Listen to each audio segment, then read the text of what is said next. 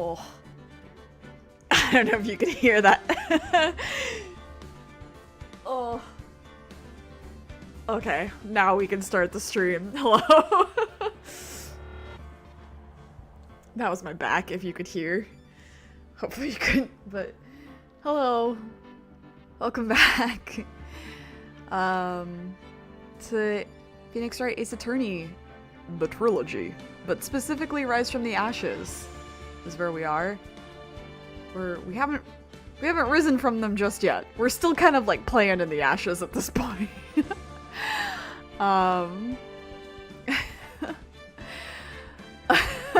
Sorry, it just gave me a really funny visual image. So last time we finished out the first part of the trial, Damon Gant, the chief of police, came in. Weirdo that he is. And he said there was a murder that happened at the same time as our murder, at the evidence room at the police station. So we then subsequently investigated that. Yeah, it's an interesting case. It's long, but there's some interesting little ties into the previous case that this is like based on, or based around SL9. It's interesting how it all gets tied together. All right, let's get into this.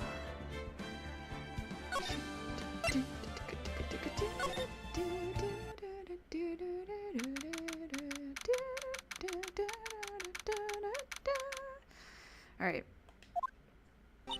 Oh god, I gotta remember everybody's fucking voices again. So what do you think, Mr. Wright?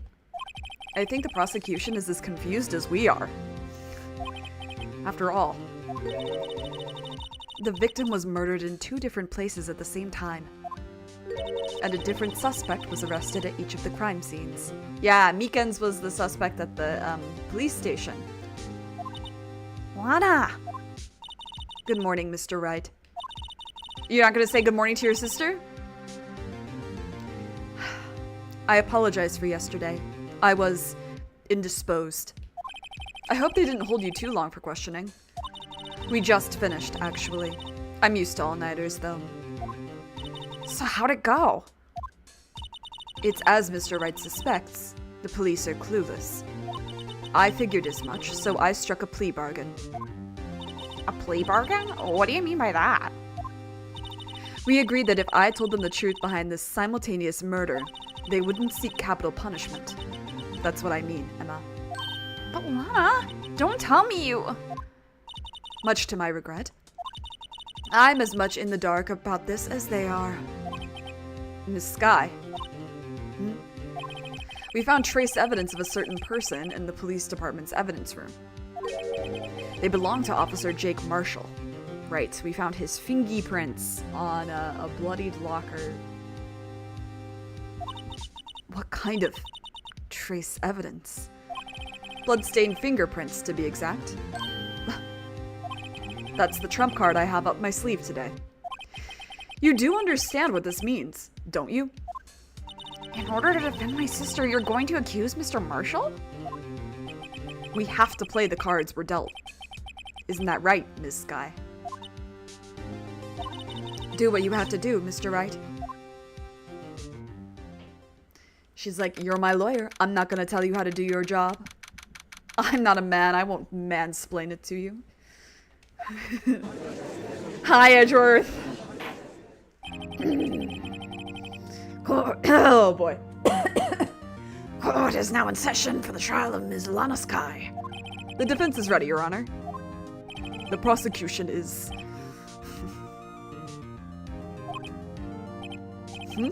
I'm afraid you'll have to clarify. It takes 30 minutes by car to reach the police department from the prosecutor's office. Yet the victim, Bruce Goodman, was slain at both places at the same time. Oh, you're just getting into your opening statement. Okay. But that's not physically possible, is it? What's more, I hear the victim from the evidence room just disappeared. Oh, I don't think we'd known that yet. Yeah. Yes. And the body eventually reappeared in the trunk of Mr. Edgeworth's car. Wow. This is one messed up trial. One of my duties as prosecutor is to present impartial evidence. Today I will present evidence relating to the murder at the police department. In so doing, I believe the way in which we should proceed will reveal itself. Now that's what sets Mr. Edgeworth apart. He sounds so on top of things, even though he doesn't know what's going on himself. And that's supposed to be an admirable trait? Very well, let the trial resume. On the day of the crime, what exactly transpired at the police department? Mr. Edgeworth, you may call your first witness of the day to the stand. For its first witness, the prosecution calls the suspect of the murder that occurred at the police department. The suspect? You mean the so-called murderer? Oh man, his voice. It's gonna be rough. Huh? Things are getting wild from the get-go. Hi, Meekins. Will the witness please state his name and occupation? Yes, sir. I am Officer Mike Meekins, sir. My occupation is, that would be murderer, sir. Glad I'm not your lawyer. So you're telling us you're a professional killer? Sir, it was me, sir. I'm the one who did it. I'll never kill anyone again, sir. You've got to believe me, sir. Actually, what we'd like to hear from you is... Sir, I'm what you would call a part of the younger generation, sir. A person whose actions adults can't possibly comprehend. A millennial. Right? Wouldn't he be? How old is he? Yeah, barely. No, he's on the cusp, actually. Because Phoenix and Edgeworth were born 1991, 1992 approximately. So he would be, what?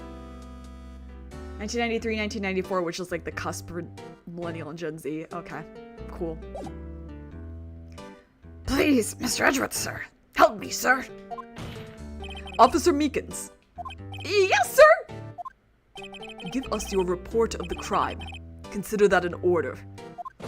Yes, sir. As you wish. After all, I'm a part of the generation that must be told what to do, sir. You can't fault him for a lack of enthusiasm. Or you can't fault him for a lack of enthusiasm. I didn't get that line for a second. I'm very tired today. Although it's not my normal duty, I was assigned to guard the evidence room that day. I spotted a suspicious man on the security screen and rushed into the room. I was only doing what I was trained to do, sir. I love his little ankles. Damn girl, like a Victorian woman showing her ankles. Put those away. I was suddenly attacked. I fought for my life. Then I did it. After that, I passed out until another officer smacked me awake. So the victim, Detective Goodman, attacked you. Do unto others before they do unto you. That's the Meekins family motto, sir. I see. And you fainted and a colleague helped you regain consciousness. Yes, sir. He knocked me upside the head, sir. Very well. The defense may begin its cross-examination. Who was the colleague? Do we know? What I need here is more info to work with.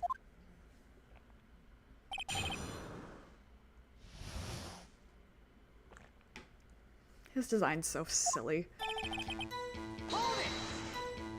Mr. Meekins, you work in the General Affairs Department, do you not? Yes, sir. I am in charge of hiring new recruits, sir. Yikes.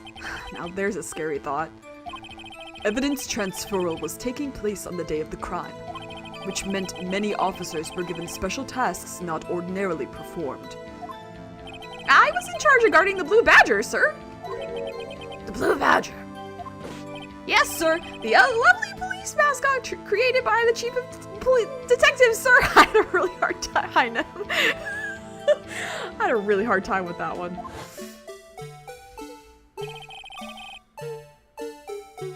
I was to ensure it wasn't broken during the transferal process. That was my sole mission for the day, sir. I see. Sounds like a very, important mission. After the award ceremony finished that day, there were so many people running around that I relocated the Blue Badger to the evidence room. Oh, so that's why you went to the evidence room. Tell us, what did you see when you got there?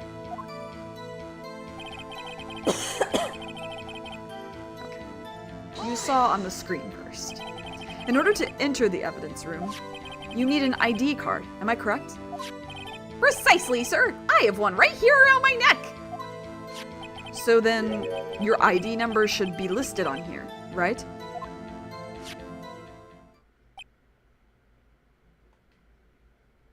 There it is! I found it! This is the one right here. Could you please read us the number?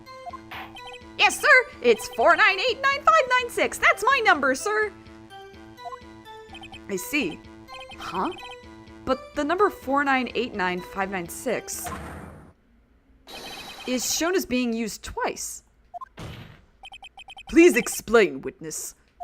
It's no real mystery, sir. The first time is when I relocated the Blue Badger to the evidence room, and the second time is when I went to go get him after everything settled down.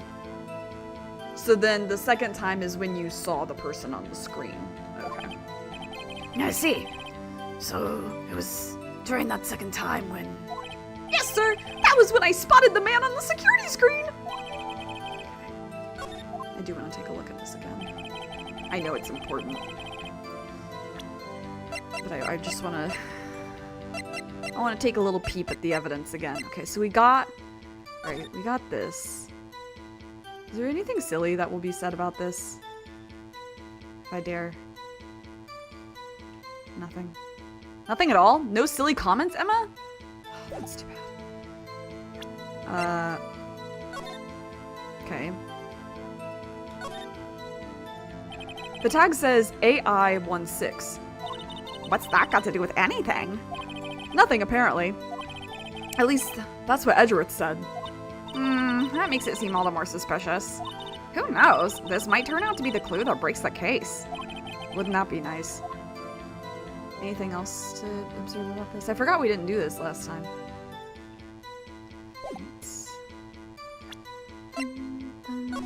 Right, we have this as well. And then we have the blood markings. Glove. The tag says SL911. I guess this is another piece of evidence from that case. You know, I never did care for the word tag. It's confusing. Huh? What's so confusing about that? You know how many other words sound like it? Bag, gag, lag, zag. Zag. Is that a word? Do you challenge me? What, are we playing a word game now? Okay, pull up your phone. Hey everybody, pause this case for a second. Pull up your phone. We're playing Wordle. Or no, what is it? Words Against Friends. That's it. Okay. Right. Hey, look. They're hard to make out, but there are some dark red stains here. Looks like blood. Do you think Detective Goodman's blood somehow got on this when he was stabbed? Not likely. This blood looks like it's been here for months. Maybe longer. This jar was evidence in the SL9 incident. That might be when the blood got on it.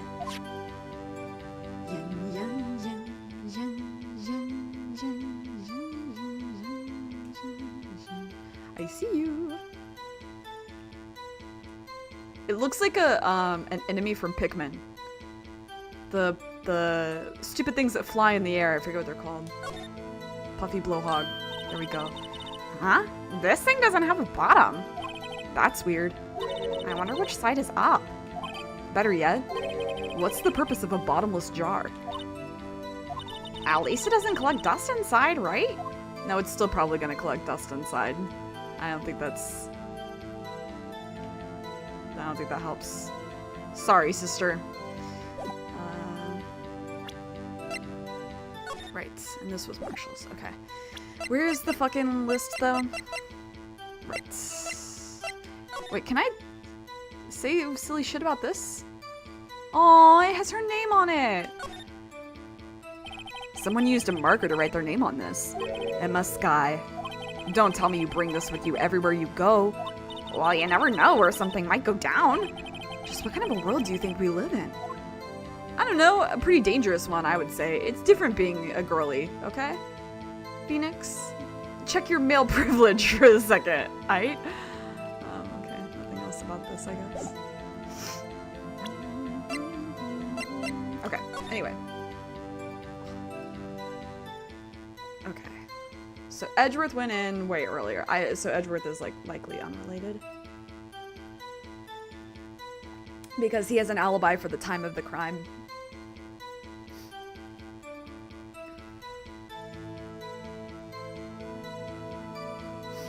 What's interesting to me too is that like Michael, if you will, he didn't see Goodman pass him on the way in. Because they like went in at about the same time, it looks like. Somebody went in at fucking 4:20 blaze it. We don't know who that is yet. Or at least you don't. I do. So you were attacked. Can you please tell us exactly what happened to you? It was a knife, sir! A knife! Detective Goodman pulled a knife on you. What happened then? Ah, well, with me charging in on him like that, he looked as surprised as I was. Michael Meekins. Yeah. You aren't exactly the kind of person someone would want to run into. That's when I reacted, sir. I swung my arms like an octopus, struggling to detain him. That's how I got this gash on my hand. Actually, I should have been doing, if I'm gonna make a Michael Mouse joke, I should have been doing the Mickey Mouse voice for him the whole time. Oh well, we're here now. Maybe if you just kept her cool, your hand wouldn't be... When I saw the blood trickling down my arm, I panicked. I grabbed the man by his collar. What exactly do you mean when you say you did it? I know I don't look the type, but I'm really into kung fu films, sir. The man let his guard down for just an instant, so I snatched his knife from him. You took his knife. I spun him around and performed a disarming maneuver. I made sure to close my eyes like a man. I see. He must have been desperate. The next thing I knew, his white coat was drenched in a sea of my blood. And then the next thing I knew... Yes? He punched me right in my face, sir!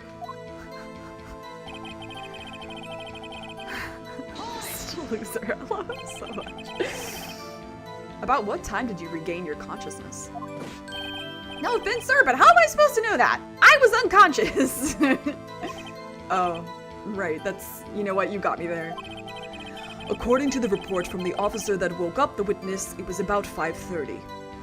He hit me right in the head, too. I woke up crying tears of pain. That's nice. Oh, I mean, it's nice that you recovered, that is. When I came around, though, I made sure to finish my mission, sir. Your mission? Yes, sir, the Blue Badger, sir. I returned him to the entrance before things got out of hand. Well, we can all rest easy now. I believe we now have a fairly accurate picture of what happened. Yes, Your Honor. Only one thing remains unclear. Was the man this officer murdered really the victim? He's got a point. Also, when did he murder him? He disarmed him and then got punched in the face and blacked out. It doesn't sound like he committed any kind of crime. Yes, Officer Meekins. Well, with regard to that, sir, well, take a look at this. It was sent to my jail cell. Chief Gant delivered it to me just this morning, sir. Oh boy, the chief delivered it? Congratulations.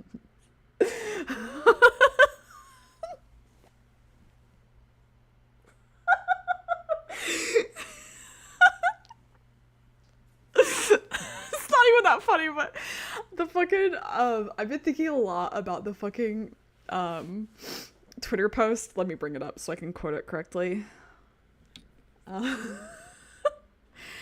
That's like somebody made an art, like a little shitty shitpost type art.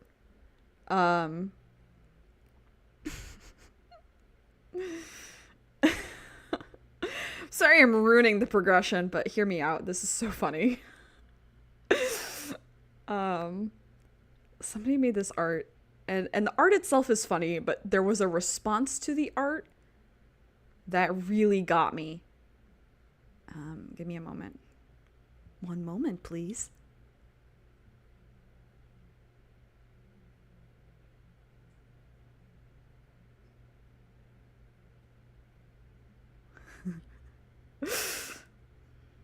Okay, you know what? I can scroll and do these lines at the same time. What is that? A videotape. Yes, sir! That's absolutely right, sir! A videotape, sir! It contains footage from the security camera in the evidence room. What? But I specifically asked if there was such a tape, and was told it had been mistakenly erased. That's quite a mistake. I just do what I'm told, sir! It's the only thing I'm really good at. Okay, here it is. I found it. So somebody made a drawing of like me holding favorite male character and said, "I will defy biology and get you pregnant." And the favorite male character just says, "Ah." But then there's a reply to it that's so funny that says,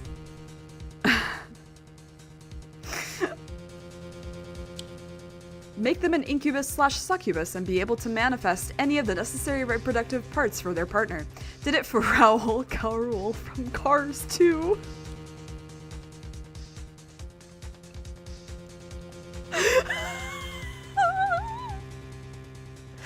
That's one of the funniest things I've seen in a while. Like, because I was like, okay, yeah, uh-huh, and where's this going? And then I saw that and I was like, oh my fucking god, dude. Incredible. Anyway. Looks like communication with the police department is as good as ever. Not Cars 2, yeah. Cars 2, baby. The worst one. Well then, let's have a look. Show us the video of you murdering the victim. Oh, please stop using that word murder, sir. It scares me. A video of a real murder. Just what are we getting ourselves into? All right, play that tape.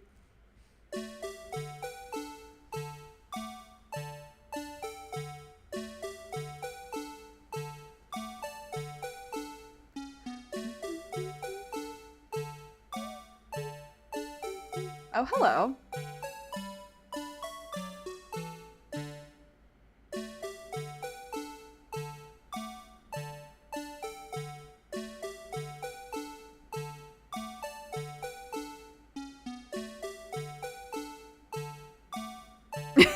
He's so silly.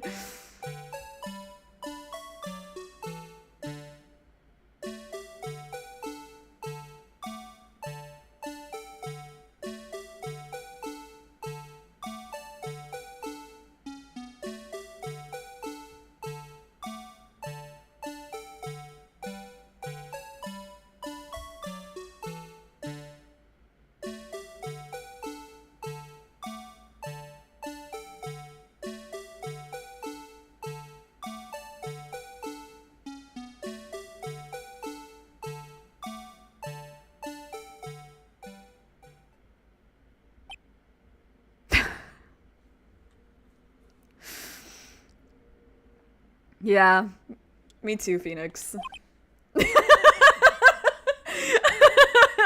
I forgot he was grumbling the goo here.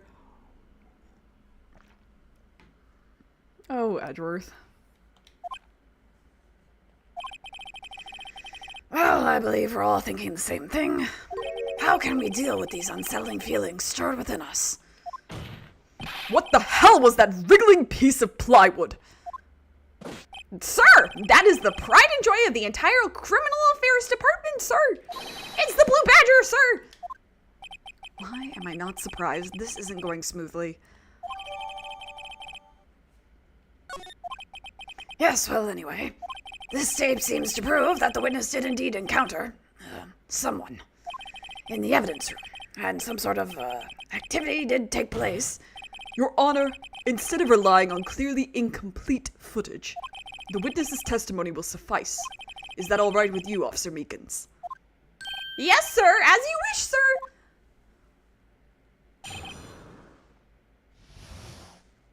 I don't know. Edgeworth, I think we should, like, look at it, though. If I'm for real. His face can't be clearly seen in the video, but there's no question that other person was Detective Goodman, sir. I mean, he opened the locker, which required Detective Goodman's fingerprint to do. The locker he opened is unquestionably Detective Goodman's locker, sir. So it must be him. No one else could have unlocked it.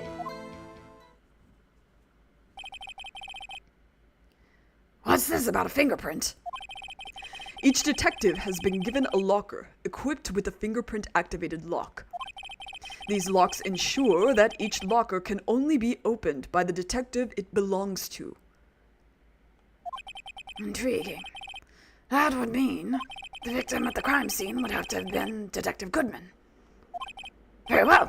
The defense may begin its cross-examination. I don't know where this cross-examination will lead, but everything begins with contradictions. That's where I have to start.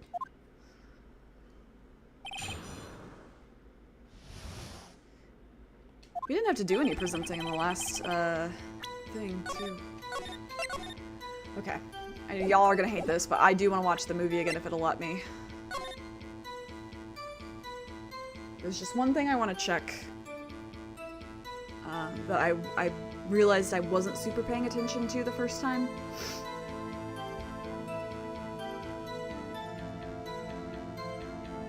Okay, that was all I wanted.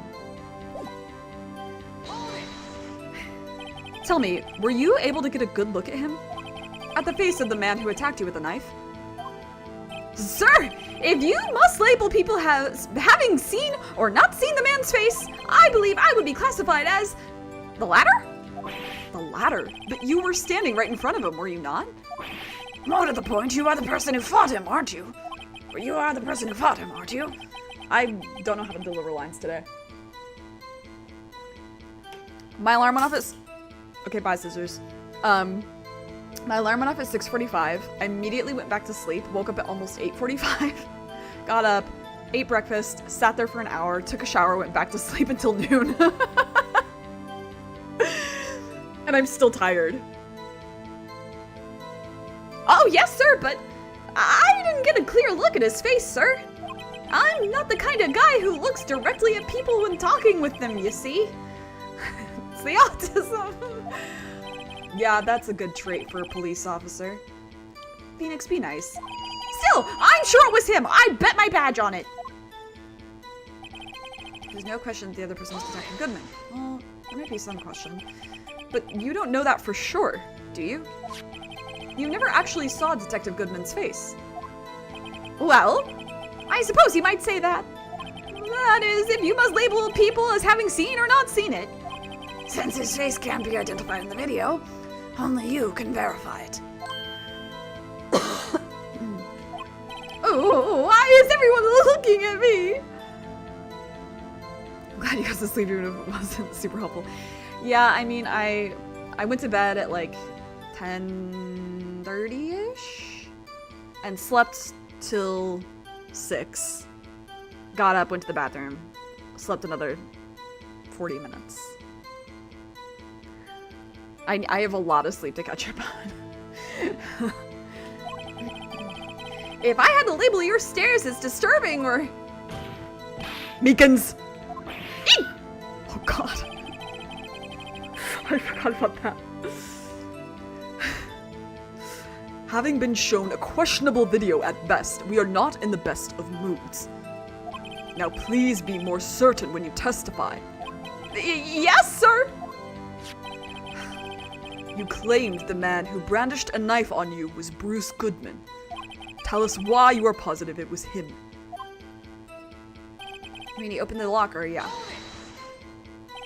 About these lockers, is there no other way to open them? No, sir. I myself tried all kinds of methods in the past. They only respond to registered fingerprints, sir. I wonder what kind of methods he's tried.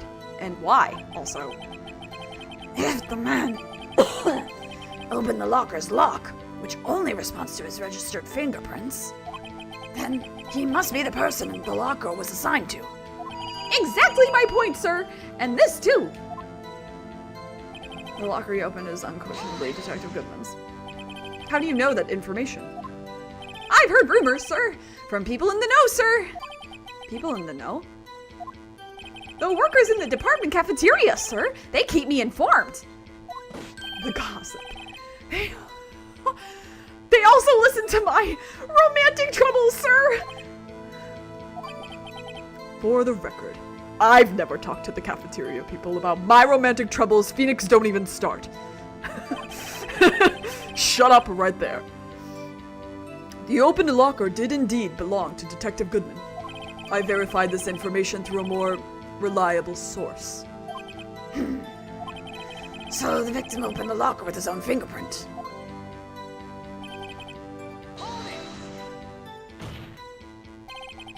However, the most important detail is not shown in this video. The man's face. Sir! If I may say something, sir?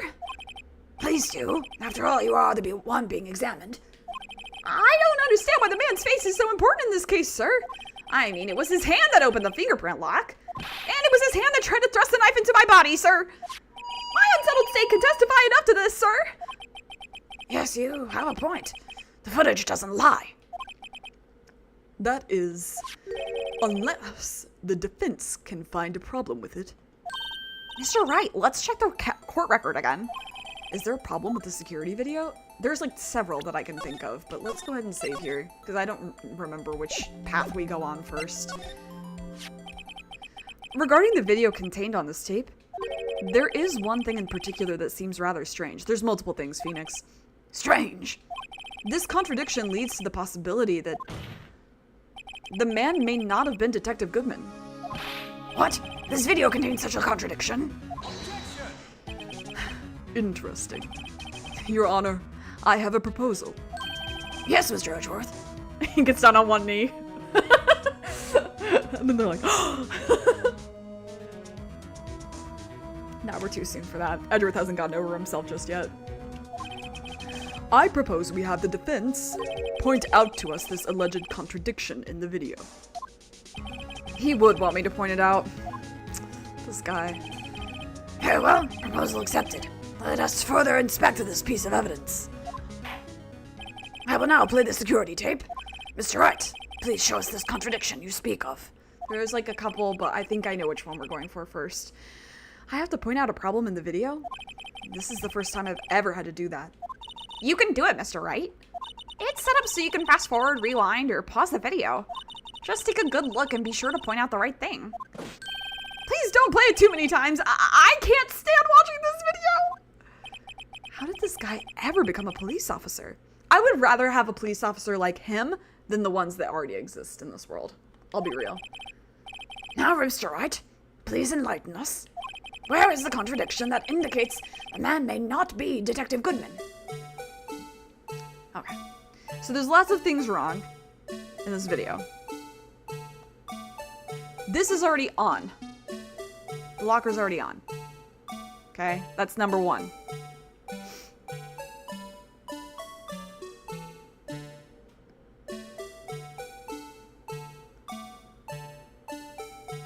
He didn't need... Okay, something falls out. That's not really a helpful thing, but something does fall out. Or I guess that thing that fell out was the glove. It was probably keeping the locker open. Okay.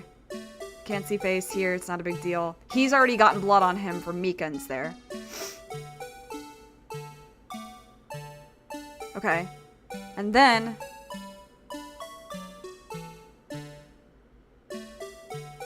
Okay, so we don't see the person leave, but there's evidence that they've left because now this locker has this sticking out of it and it didn't before.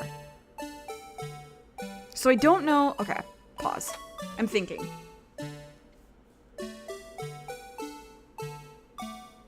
What is what we were trying to prove? We're trying to prove what?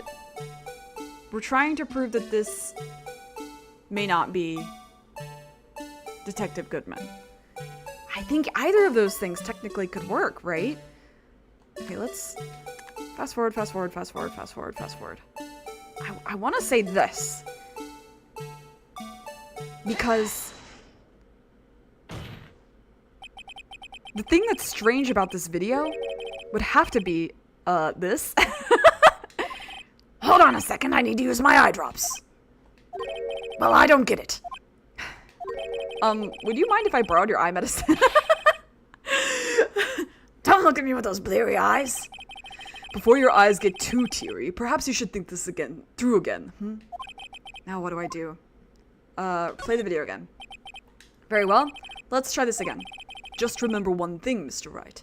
Every time you point your finger, someone gets hurt. Is this the one pointing his finger at us? Okay, I'll now play the security tape. Mr. Wright, please show us the contradiction you speak of. I have to point out a problem in the video. This is the first time I've ever had to do that. You can do it. Setup, okay. Don't do, okay. Okay. Where is the contradiction that indicates the man may not be Detective Goodman? Okay, so it's the other thing. We go vroom. Because the light... Oh, you know, actually... Well, let me try something really fast. I clicked it on the locker. I did not click it here. So let me try this, and then if this doesn't work, we'll try the other one. The thing that's strange about this video has got to be this. Officer Meekins. Okay, this is it.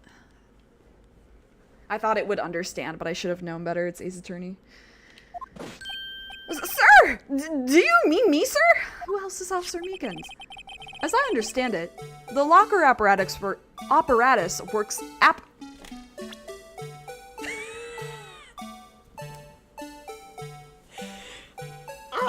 English is hard.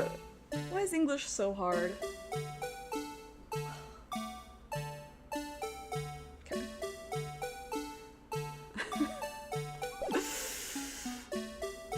Sorry, I tossed aside my controller in my frustration at myself. As I understand it, the locker apparatus works like this. When you grab the handle, a sensor reads your fingerprint. If it's a match, the light turns on and the lock is released. According to my very limited experience, that's the way I understand it, sir. If so, then something is seriously wrong with this picture. Light's already on, baby. And then the glove falls out, he was jamming it open. Or someone was jamming it open. Badonk. Light on.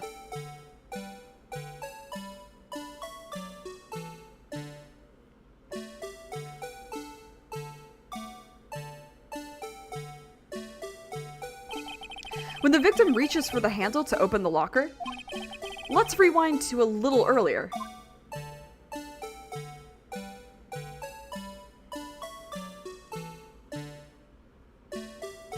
Moving back in time.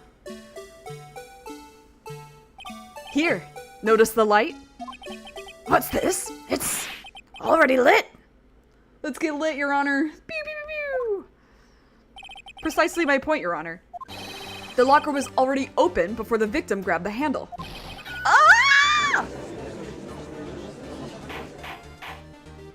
Order, order. What's the meaning of this? It's very simple, Your Honor. The locker wasn't locked on the day of the crime. But the locker locks are controlled by an electronic system. When a door is shut, a sensor is triggered.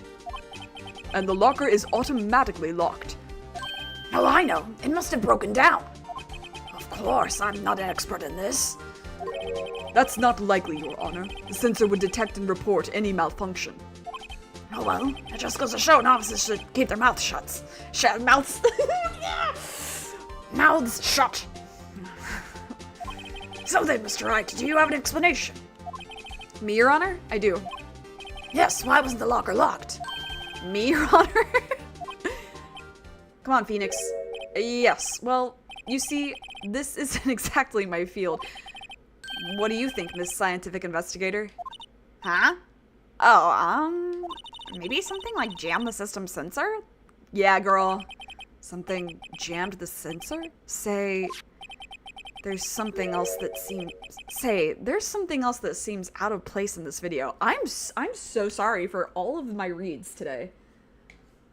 I really am. I'm not intending to be a fucking moron. reading these lines. I really am sorry. I'm just so tired. But I didn't, like, I still wanted to play. You know what I mean? I'm not so tired that I didn't want to play. But I'm tired, so I'm going to sound like a moron. Yeah, I thought so too. There's got to be another clue somewhere in this footage. Very well, let's inspect the video once more. The locker wasn't locked. Mr. Wright, please point out the cause for this. Hey! Yeah, one of those days, One of those fucking days. Yum, yum, yum, yum, yum. Okay, hold on. And hup. Damn, I'm good. Damn, I'm good. Please watch closely. This is the continuation of the part I showed you earlier. It is a little annoying that they do play it again here, but I guess I get that.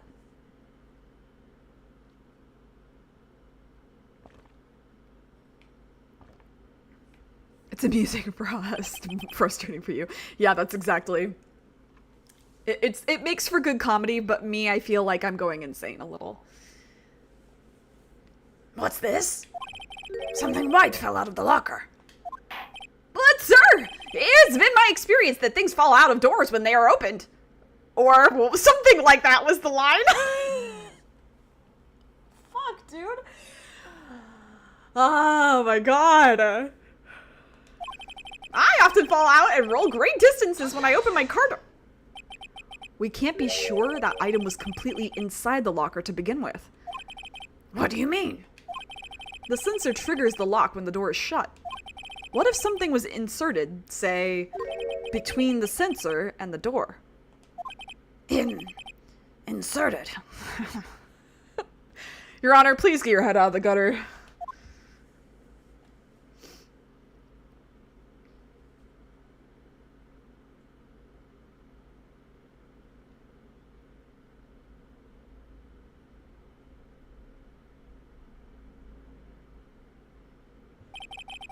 This white thing wasn't inside the locker. It was stuck between the door and the sensor. Because it opens as soon as he opens it, it falls, so. Oh, I understand now, sir. It's just like my tie. 2 out of 3 times it gets stuck in the door when I get out of my patrol vehicle, sir. Instead of the door closing, my tie chokes me. But the object would have to be extremely thin to fit in the door. Not only that, it would have to also block electrical currents. Oh, you're on this last case of the 3rd game! Yay! Oh my god! I'm so excited for you! Are you going to play the Apollo Justice trilogy as well? Over 100 hours of playtime, wow. It would need to be an insulator. I hate English. Yes, an insulator. But at the crime scene. There just might have been something that fits the description. But sir, by insulator you don't mean... I think I've finally got this figured out. Very well. Will the defense please present the relevant evidence? What was this insulator that was stuck in the locker door? This. I found this near the locker. A thin rubber glove. But we can't be sure that was in the victim's locker. It has a tag that says SL9 incident. The video seems to depict the victim opening the locker, but that isn't the case. The lit lamp attests to this. On the day of the crime, even I could have opened that locker. Is this not so, Officer Meekins? Sir, it would appear so, sir!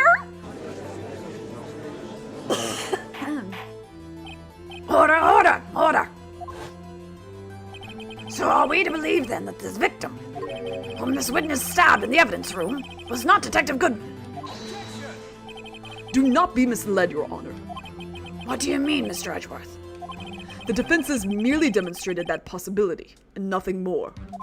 The victim in the video was indeed Bruce Goodman. The prosecution will offer one more testimony to prove this. What? Officer Meekins, please testify about this. Sir? Me, sir? I'm not sure what you're referring to, sir. You're planning to play Apollo just, yeah. After this kid's taking a break from the Series 3 go. Yeah, that's very, very fair.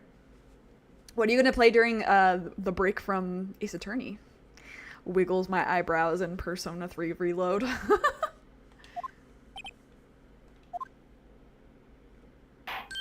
Oh! You mean that, sir? Of course, sir! Is this a joke? Very well, begin your testimony.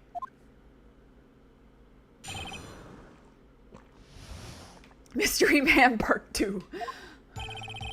There's one other man that There's one other thing that proves the man was Detective Goodman, sir. To enter the evidence room, one must use their card. When an ID card is used, there's a record of it. At the time of the crime, the detective had used his card. Yeah, I forgot about Final Fantasy VII. Did you play, the first remake? I don't remember. It's been a while. An ID card record. I see. I have the ID card record right here, Your Honor. Every time it goes to a white screen, I'm like, ugh. I live in darkness. The ID used at 514 is that of the victim. Just before the crime. Yes, without a doubt, this is the victim's ID. However, one thing does strike me as unusual. Several hundred cases should have been due for transferal. Why were there so few people using this room? This particular evidence room is only used for storing certain special cases. Special cases? Extremely violent cases involving police staff. Just hearing that makes my hair stand on end. Me too, although it doesn't make much of a difference. There were only a few cases up for transferal there, and most were cleared up by noon. Right, I see. Now let us move on to the cross-examination.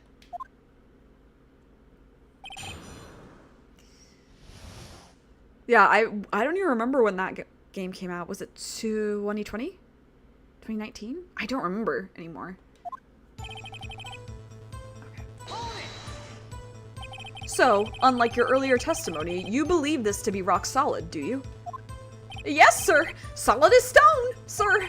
If my hand wasn't wrapped in bandages, I'd even keep the V for victory sign, sir. Couldn't he just use his right hand for that? Let's hear him out fully. As we've seen, one never knows what he might say until the very last second.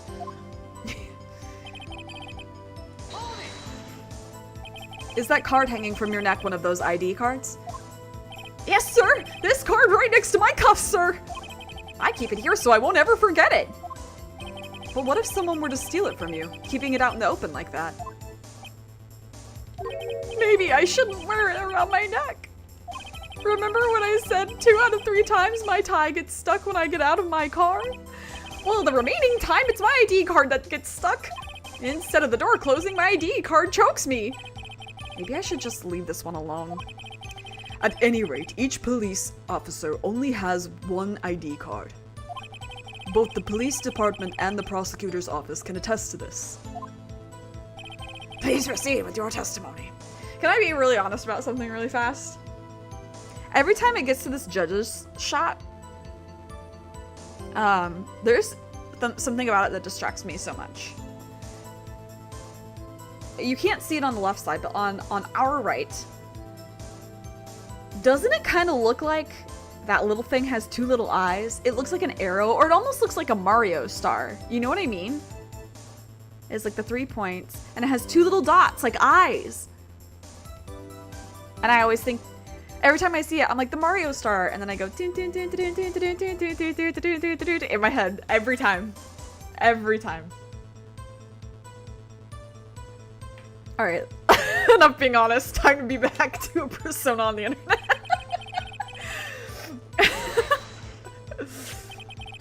Let it be noted that this is the record the witness referred to. Let me see. Yes, that would be it. Detective Goodman. What's the matter? According to this, Mr. Edgeworth, your name is on here. So it is, Your Honor. Not that prosecutor again. Hey, maybe he's behind all this. Being a prosecutor, he could hide the evidence. Mommy, is that man in blue a murderer? Shh, don't stare at him. You've got the wrong color, kid. It would seem the inquiry committee will want to speak with you again today. I have nothing to be ashamed of regarding my actions or their consequences. For now, let us continue with the cross-examination. Poor Mr. Edgeworth. It must be so difficult for him. Sorry, now I'm just thinking about it again. Like, it's so weird looking. It makes a little face. Earlier, I believe you testified that when you asked the man to show his ID card, he pulled a knife on you. Yes, sir! He didn't show me any ID card, sir! Don't you think that's odd? I mean, if he had his ID card, all he had to do was show it to you. There wouldn't be any reason to draw a knife. Maybe he just panicked? Everything stems from contradictions. Let's point them out. Mr. Wright, what do you think? I'm confused. What? The problem with this ID card testimony is far too obvious. It's not like Edgeworth to miss something like this. You're thinking too hard about it. Come on, let's just show them what we've got. Show them what you got, all the wicked girls, all the wicked girls, all the wicked girls. Lay your hands in the air, all the wicked girls. Oh, oh, oh, oh, oh. At the time, he had used it. No. Wait 1 moment, Officer Meekins. I'm not good at waiting, sir. Me neither. I have the victim's ID card right here. I found it at the crime scene. That makes sense. No. When I say crime scene, I'm not referring to the evidence room at the police department. I mean the other crime scene. The underground parking lot at the prosecutor's office. Your Honor, I have one more piece of evidence to present. It's a very important clue regarding the victim's ID card. Lost item report. It's only half completed. But it shows that Detective Goodman had lost something on the day of the crime. Something important enough to fill out this report. Let me guess. You believe this something to be his ID card, right? I can't say for sure, but there is a high probability. On the day of the crime, Detective Goodman was not carrying his card. Order! So now, what does this all mean? It can only mean one thing. It doesn't even require much thought. The man Officer Meekins encountered in the evidence room was not Detective Goodman, but rather the man who stole his ID card. Order! Does the prosecution have a response? I have only one thing to say to the defense. Kiss me.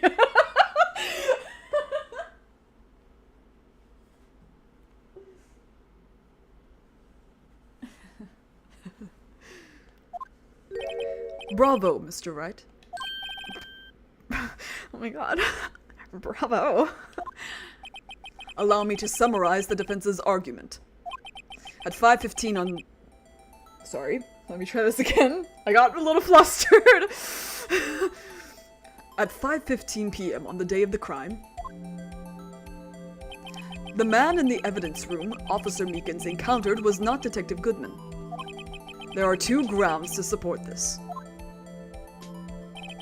Firstly, the locker in the evidence room was already unlocked. Second, the victim lost his ID card. Am I correct so far, Mr. Wright? Yes. What's he up to? That being the case, we must inevitably arrive at a single conclusion. If the victim in this video is a fake, then the murder in the evidence room is also fake. In other words, the security camera does not show the instant of the murder. That is... well, I guess that's right. Is something wrong, Mr. Wright? Only moments ago you seemed content to be pointing your finger around. This isn't going to end well. Well, well. It seems you finally realized exactly what you've gone to such lengths to prove. Explain yourself, Mr. Edgeworth. The defense has already done explaining for me. The victim in this video is a fake, which means a murder did not take place at the police department at 5:15 on the day of the crime. So So the real crime could only take place at one location, the underground parking lot at the prosecutor's office, the murderer being Ms. Lana Skye, the defendant. The evidence is compelling. A trustworthy witness observed the moment the defendant used the murder weapon. Sorry, I tripped over my fucking tongue. Ah! My feet are cold. 1 second, I want my slippers. I have the best slippers of all time, actually. Hold on.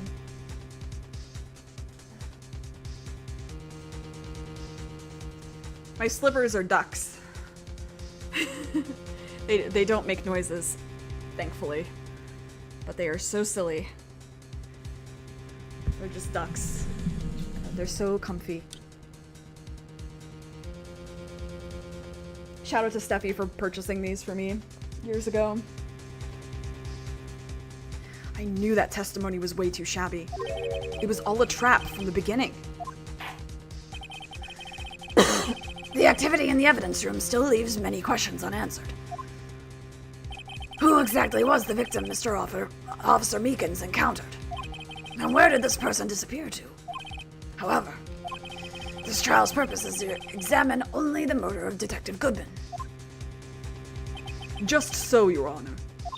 Mr. Wright, you have to do something or else Lana. What'd I do? What do you do? How am I supposed to get myself out of this mess? Well, we save the game, first of all. We take a sippy of water, second of all, and then we object. One moment, Your Honor. What now, Mr. Wright? Don't tell me you're objecting to what you've just proven. No, of course not. But I almost walked right into the prosecution's trap. What are you talking about? This cross-examination has proven one thing and one thing only. The security video did not show the actual murder.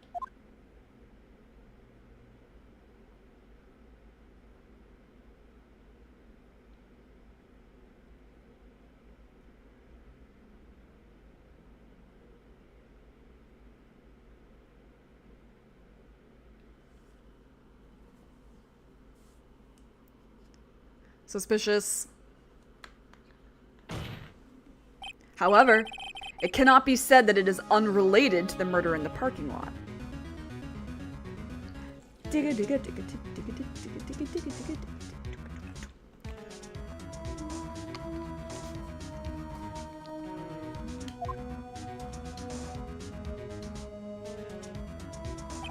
Specifically, large amounts of blood traces were found in the evidence room.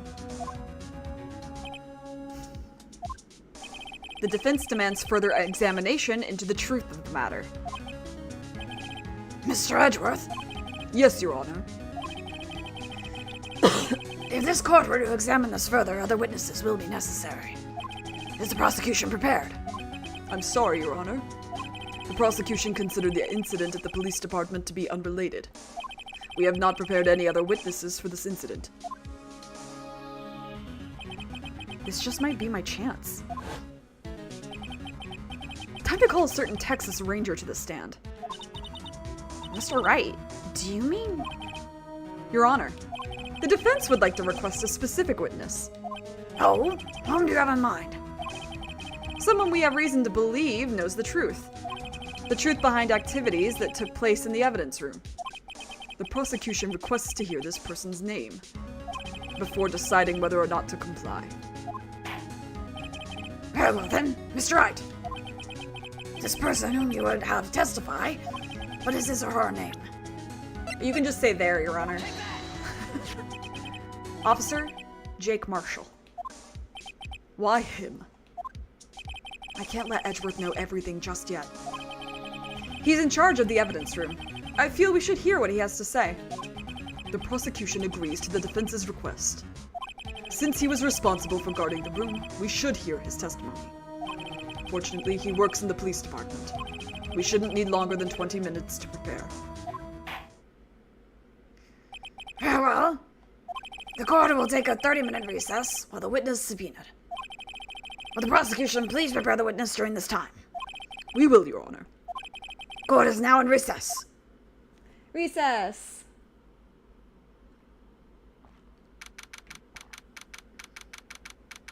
February 24th.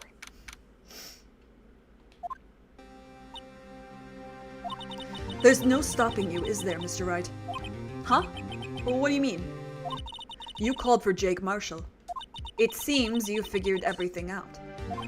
I haven't figured anything out. I have, don't worry, Phoenix. I'm in the driver's seat. I can't talk today, but I can think, so. Lana, you're the one who knows everything. Emma. You always know everything. Why don't you just tell us? Mr. Wright is trying his hardest to protect you. I don't ever recall asking for his protection. How can you be so cold? Don't you trust us? Don't you trust me?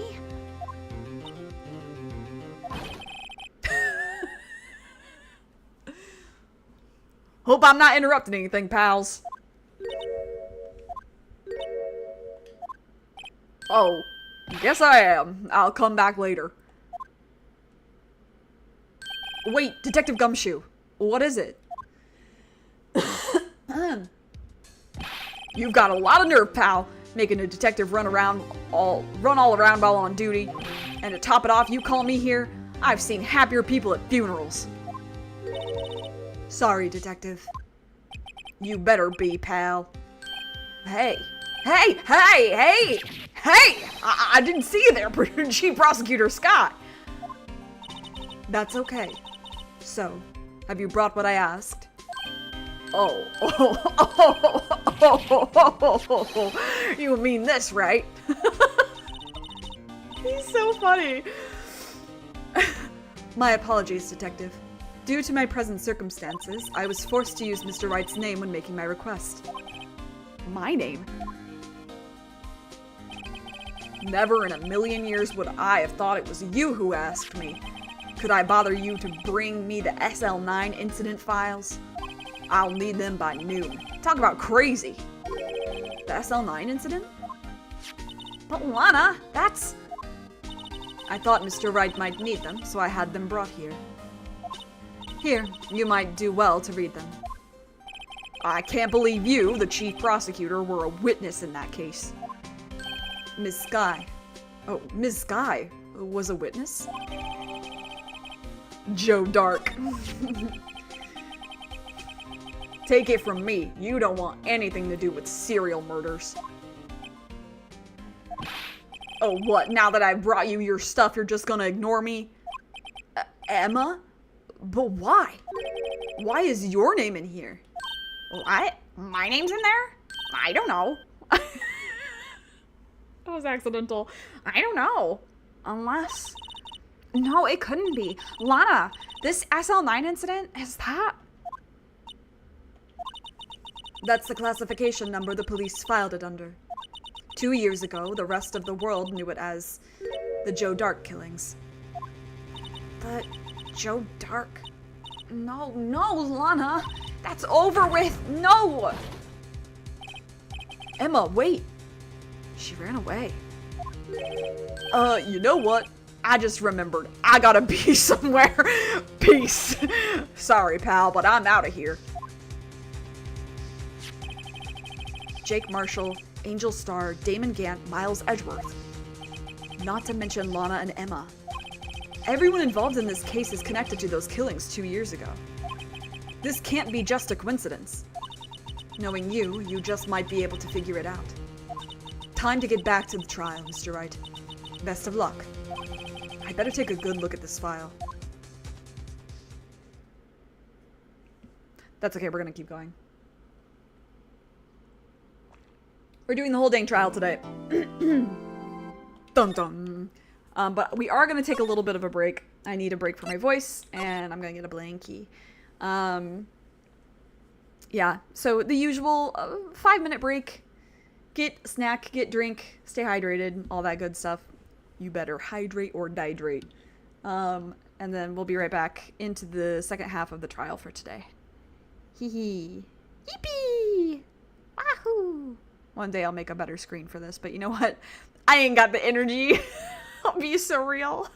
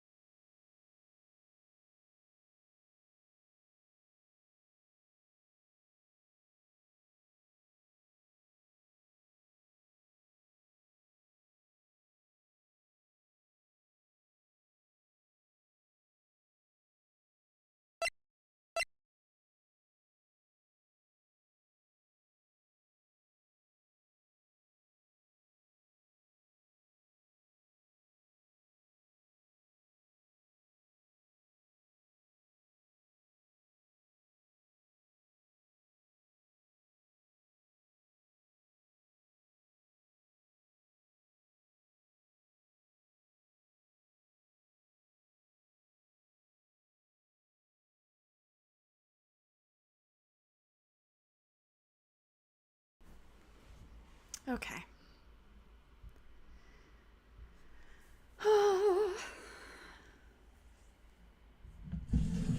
Let's get back into it, shall we? Shall we? No. Beep to you too. Sorry, there's a horn. I don't know if you could hear it.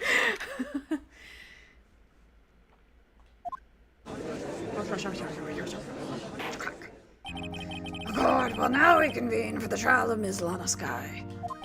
Emma didn't come back. Allow me to call the next witness to the stand. The officer in charge of guarding the evidence room on the day of the crime. Hi, I'm so happy to do your voice. It's so much easier. Also, I do want to take a look at this. Closed. Okay, the perpetrator was Joe Dark. Crime, serial murder, sentence, death. So he's dead. Victims. Jones, Jason Knight, Edith Kirby, Jim Moss, Jed Bates, Neil Marshall. Head prosecutor was Miles Edgeworth. The two Sky sisters were the witnesses. So this was like... Edgeworth was like a couple years into his career at this point. Executive investigators. So they led it. And then head investigator was Bruce Goodman. And then Marshall and Angel Starr worked under him. Not a minute. Okay. We'll probably come back to that. Witness, please state your name and occupation. Me, partner. Oh, I'm just a man. Same as you, wandering the trails of civilization. Occasionally helping the elderly cross intersections when needed. Yes, we get it. Oh, I know, you're a patrolman. As for my name, if you listen hard enough, you can hear the howling wind calling it out. To be exact, it's Jake Marshall, Your Honor. Howling wind? I've never heard Edgeworth described that way before. This game's funny. Now, Mr. Marshall, let me ask you something. You were in charge of guarding the evidence room on the day the crime took place. Is this correct? According to the papers, partner. What do you mean? A desperado's soul is as boundless as the desert sands. No paper can sum it up. Maybe it's best if we get on with the testimony to whatever. I'm putting in words! Maybe it's best we get on with this quickly. Please share with us your testimony of the day of the crime. In plain old English.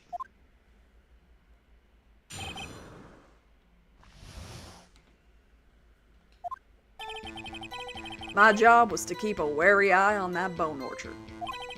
They said I was supposed to make the rounds 3 times a day, but that ain't my style. Besides, the room's protected by 2 security systems anyway.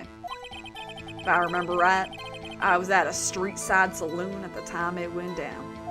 I'm just an innocent traveling man, so if you're out of ammo, it's time I hit the trail. I can't say I particularly care for your attitude. I can't say I care for your beard, but you don't see me complaining. Wait a minute. What do you mean by 2 security systems? I mean security cameras and the ID card reader. I reckon even a cowpoke like you knows about those. Yes, well, what about the fingerprint-activated locks on the evidence lockers? Fingerprint-activated locks? What kind of newfangled doohickeys are those? He's not being very helpful. He's not that good with machines, or with following orders. Everyone's got their weaknesses now, don't they, Mr. Prosecutor? Yours is defense lawyers.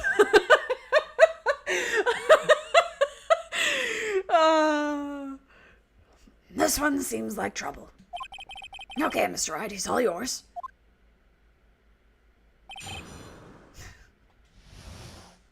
Edgeworth's like, shut up. Shut up! I'll kill you! I have no weaknesses. How exactly did you keep an eye on the evidence room? I just made sure nothing moved in the security camera monitor. That room's so still, even time dies in there. I was just a caretaker who interred the recordings. You interred them. Videos of nothing aren't that useful. When the time would come, I'd erase the tape. Oh, it's just like Wendy Oldbag. If nothing unusual is recorded, tapes are to be erased every 6 hours. Each time I'd erase a tape, it felt like I was erasing a part of my life. This guy has a flair for the dramatic, but it isn't going to do him any good. He can't out-drama me, a theater kid. So, in actuality, you don't physically enter the evidence room?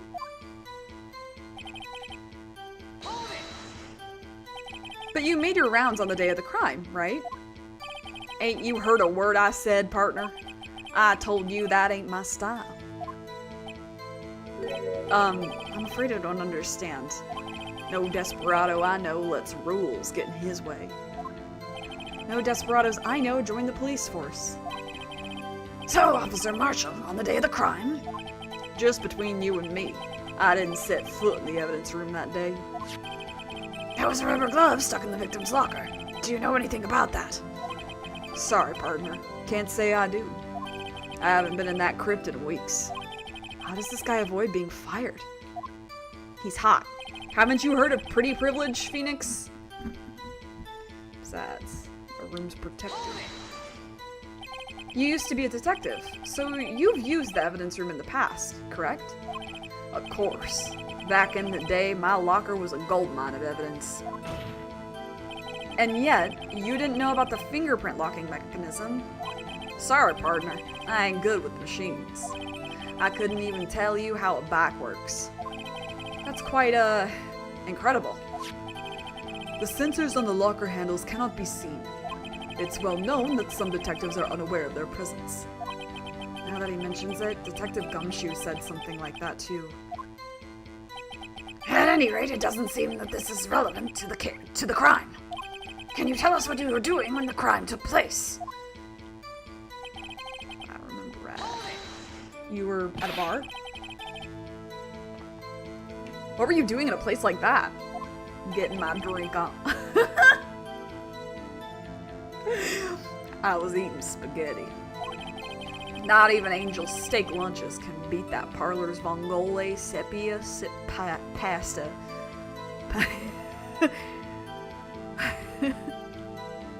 There's just so much to unpack with Jake Marshall.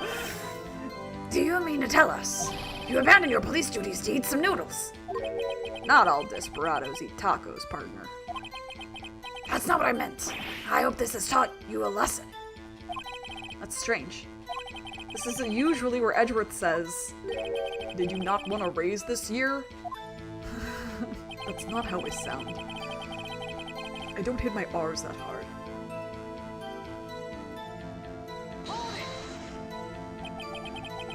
Out of ammo, Officer Marshall? That's right, partner. Or as you'd call it, evidence.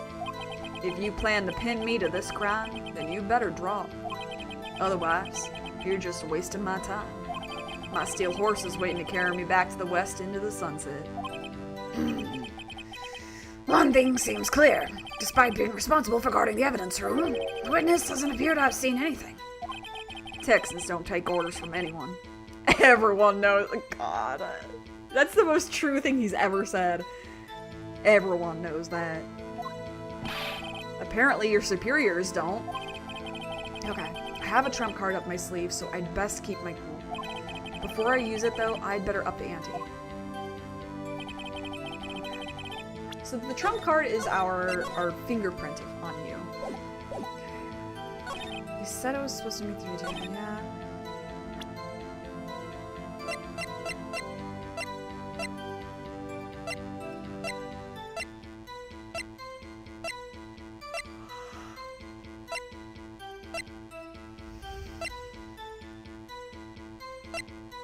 Okay, so we still are missing one here, right?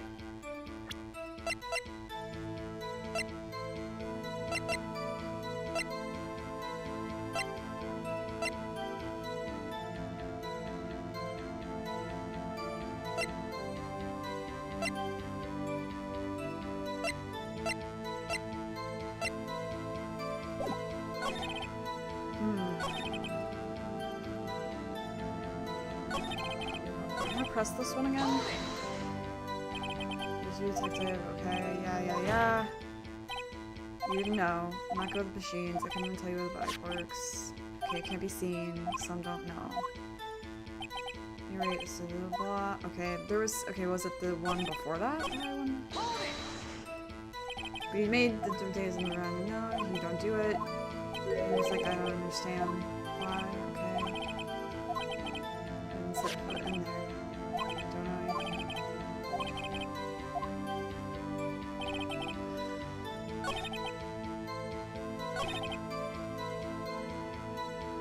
I'm thinking.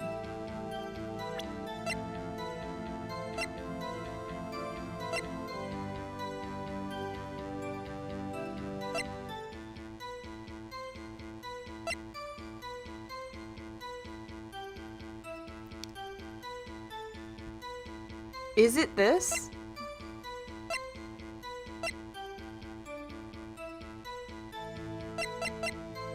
Let's try. Okay, no. There. Okay, that's fair. That was flimsy at best. You're okay.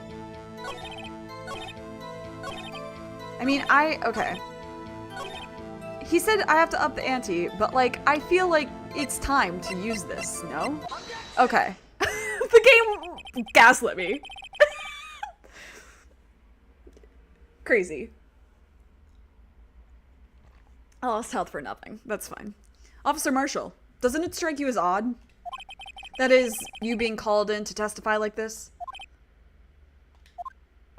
After all, you weren't in the security room at the time of the crime.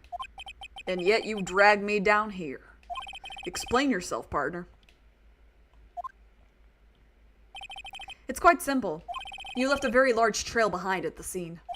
Or to be exact, a handprint. Listen real good, partner. Like I said, I'm the caretaker of that crypt. I pay my respects. That is, I make my rounds about once a month. It's only natural my fingerprints would be in there. I only wish it were, officer. But you see, your fingerprints were covered in blood. Did you see his heels? Hold up. Girl? He's serving Texas cunt? Witness, what is the meaning of this? Your bloodstained fingerprints were at the crime scene. Or were those spurs? I mean, they may have been spurs. I like to believe they're heels. The blood was wiped away. However, a luminol test clearly revealed this. Well, Officer Marshall? It seems to me there ain't a person in this room with a head on his shoulders. I take it you have an explanation then, Officer Marshall? About the bloodstained fingerprints? Very well, you may begin your testimony about your fingerprints. Found at the scene of the crime. Sus. I recently learned what sus means. Do you know what it means, Mr. Marshall? Like I said, it's only natural for my fingerprints to be in that evidence room. One of them just happened to be at the same place as the bloodstained handprint. The murderer touched the locker where my fingerprint was by chance. The bloodstain and the fingerprint are completely unrelated. Or didn't you know the murderer was wearing gloves? See, I had nothing to do with it.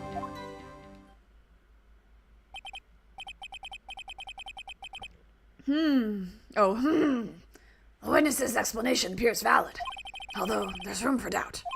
Life wouldn't be fun without any doubt, partner. The defense may now cross-examine the witness. This guy's hiding something. I can feel it. Now's my chance to prove it.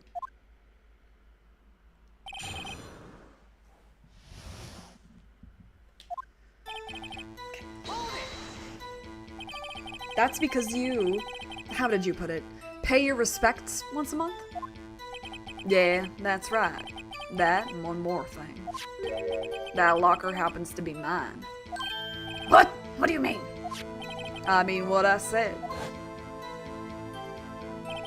That's the locker I used when I was a detective. The locker I still use. All that's in there now, though, is a heap of broken dreams. I see. It'd be strange if my prints weren't all over that locker. Apparently his fingerprint data was never removed from that locker's programming. He must have been using the fingerprint lock all this time without ever knowing it.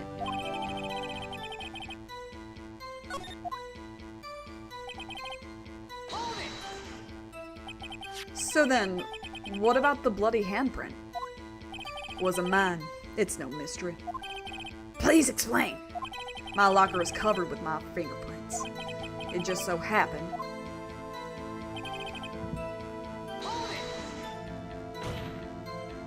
The chances of that happening are 1,000,000 to 1. On the contrary, one could argue just the opposite. The chances of that not happening are 1,000,000 to 1. Get one thing straight, partner. You ain't gonna get no reward for me with a mere fingerprint. A fear fingerprint. You wanna know why? Unrelated? They're as different as night and day. Kinda like cereal and cereal. One's gotta do with breakfast while the other's a type of murder. He's right. Although seemingly alike, they're totally different. I don't see what homonyms have to do with this.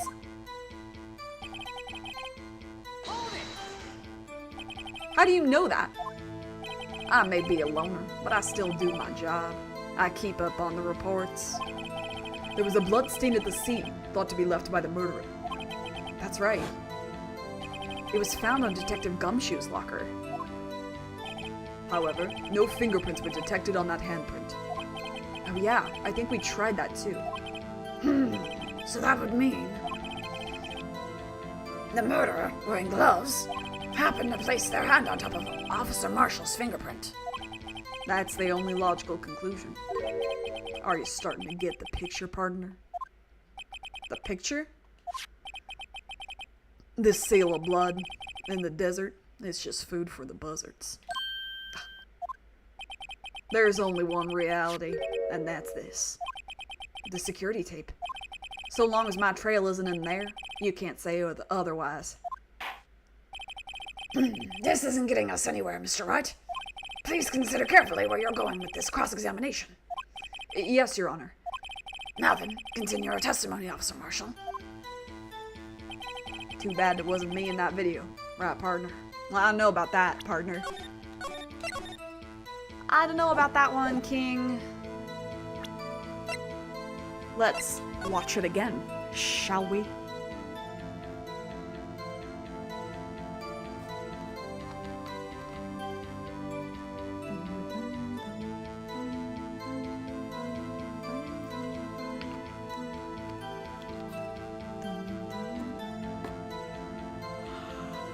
Crazy how there wasn't anything sticking out of that locker before. Crazy how I noticed that right away. Should have stuck to being a detective. You suck at being a criminal. Sorry. Anyway.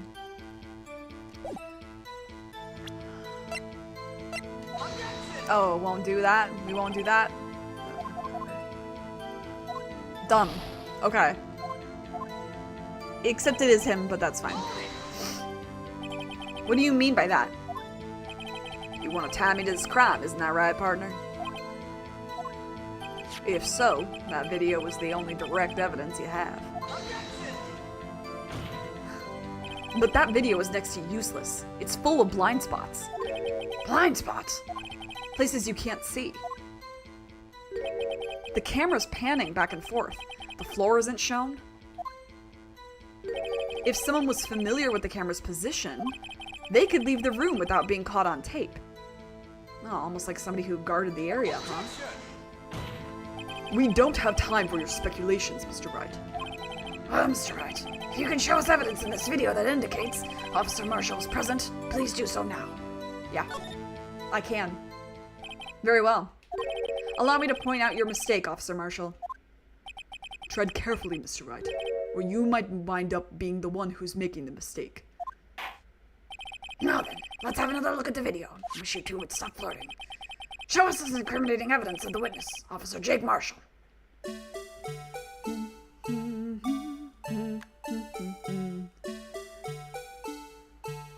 fight each other.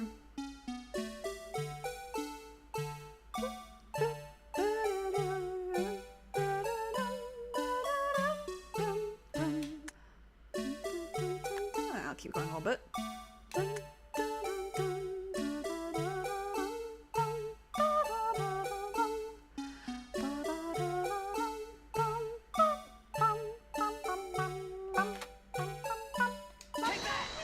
Eat shit.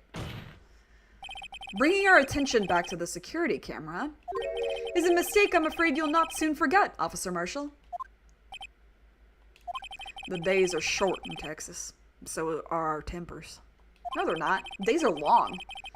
Could you sum up what you have to say in 8 words or less?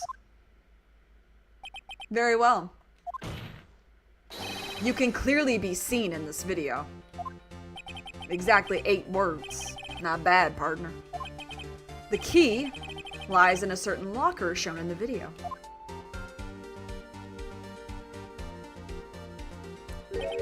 That locker with the white cloth sticking out. That was the witnesses, I believe. Now then, let's rewind the video a bit.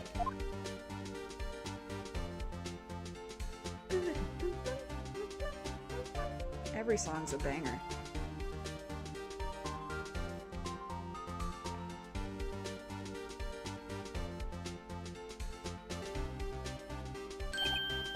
Oh, the white cloth. It's gone. What's the meaning of this, Officer Marshall? When the crime took place, the white cloth wasn't there.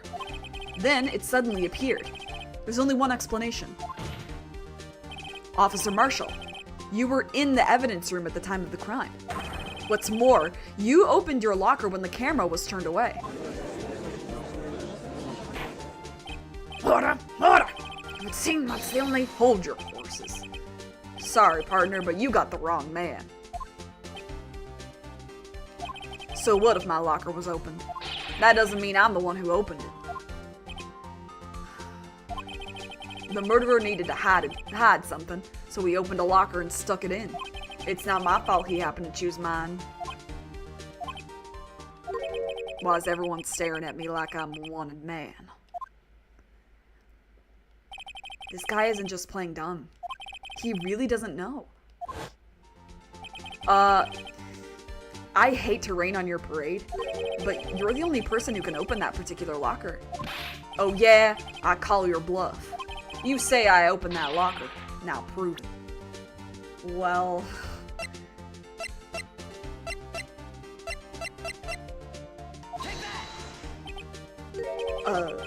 fingerprint sensor? We talked about this earlier today. The lockers can only be opened by the detectives they belong to. What kind of crazy talk is this? Well, Detective Gumshoe did mention something about this. In any case, pal, the locks aren't that obvious. There are even some people on the force that don't know about the fingerprint locks.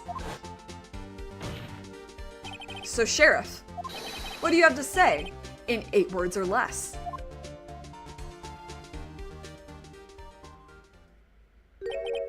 I only got 1 word for you, partner. No! Doesn't it look like he has cunty heels on? Because of the spurs? Sorry, I'm putting my sweatshirt back on. It's got cold in here. It wasn't earlier. And now I'm cold. I'm cold. It's chilly.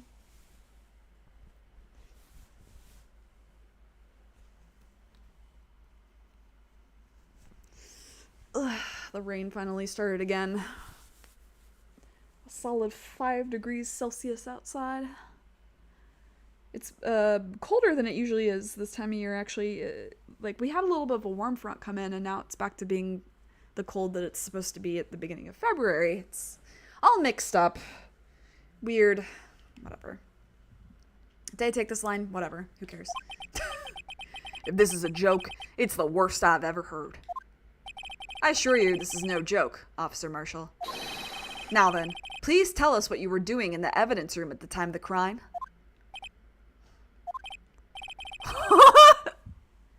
Olay! Please answer the question. What is he now, a bullfighter? That's all right, Officer Marshall. I believe we can figure out the rest from here. We can. Have a look at these floor plans. There's no place for someone to hide in the evidence room. Yet, Officer Meekins didn't see Officer Marshall. If that's so, then where was the witness? It seems Mr. Wright has an answer. That's right. The only possible conclusion.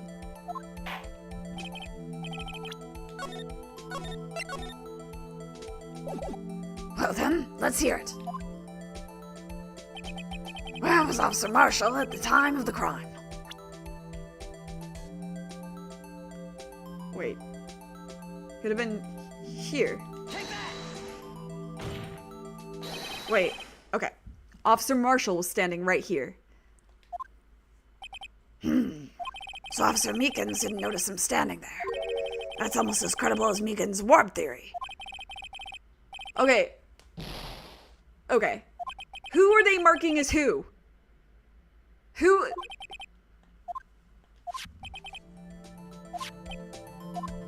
No, I... Oh my god. Why did they mark it this way?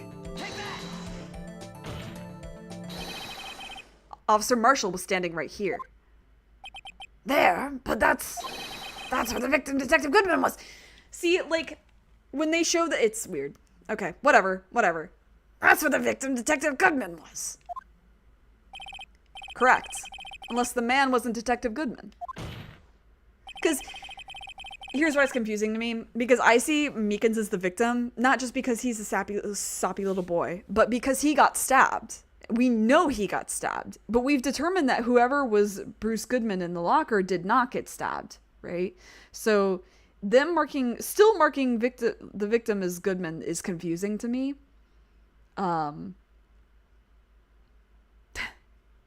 Anyway, that's just me being dumb, mostly, I think. I believe the victim in this video is Officer Marshall. It was you, dressed up like Detective Goodman. But that's preposterous. Officer Meekins witnessed the detective at the crime scene. Once he saw the man's face, he'd know for sure. He didn't see his face.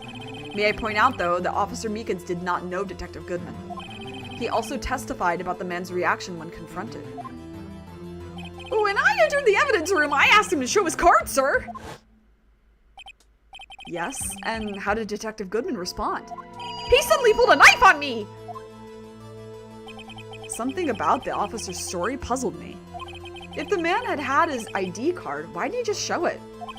Yes, he would have needed it to enter the evidence room, so he must have been carrying it.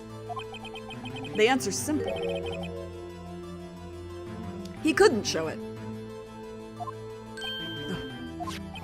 As you can see, Detective Goodman's picture is on his ID card. Oh, I get it.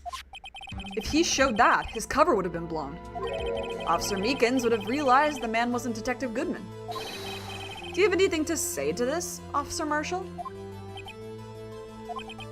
You've got quite an imagination, partner. We've got a term for that. It's called circumstantial evidence. Circumstantial evidence? He's still denying it. You're gonna have to do better than that to break a detective. Unless you have hard evidence proving I dressed up as the victim. I can't say I particularly care for your uncooperative disposition. I can't say I care for your beard, but you don't see me complaining. Well, Mr. Wright, do you have any evidence proving beyond a shadow of a doubt that Officer Marshall dressed up as the victim? Well, who am I kidding? I don't have anything like that. I can see the fear in your eyes, partner. Seems you're the one who couldn't take the desert heat. This can't be happening. It's so obvious he's the one. What can I do? Help me. Sending brainwaves to Edgeworth, like, help me. Psst. From across the courtroom. Psst, Edgeworth. Psst, look. No, open your eyes. Yeah. Can you help me? No, don't look away.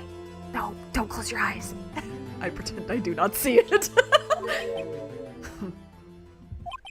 It looks like your lack of experience has finally been exposed.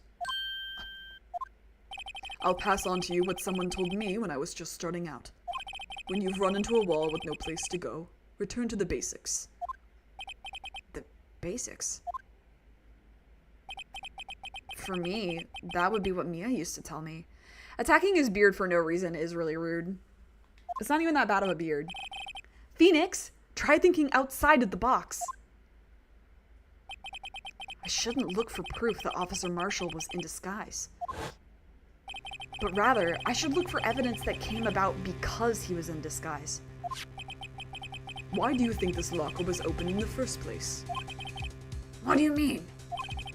There's no reason for Officer Marshall to open his locker at the time of the crime. Yet he did, despite the chance it might be discovered later as it has been. Which means he didn't originally plan to open his locker. According to the defense's argument, Officer Jake Marshall dressed up as Detective Goodman at the time of the crime. Then, after the crime was committed, he opened his own locker for some unknown reason. The fact that a white cloth is sticking out of the locker seems to indicate that he opened it in order to put the cloth inside.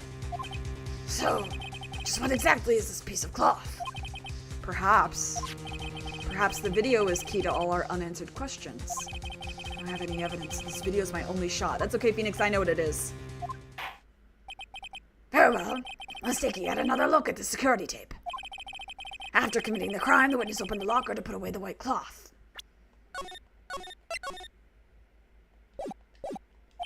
Please show us why the witness had to open his locker.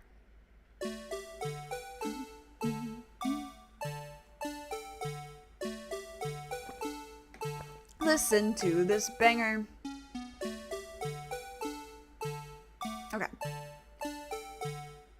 Okay, girly number 2 comes in. They confront.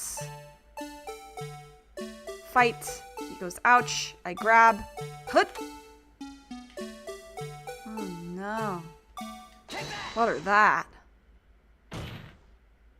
For some reason, you disguised yourself as Detective Goodman and entered the evidence room, though I don't know to what end yet. However, something unexpected happened. Officer Meekins barged in on you. When asked to show your ID card, you pulled a knife on him. However, Officer Meekins panicked, and the white coat you were wearing was soiled with blood. A bloody white coat!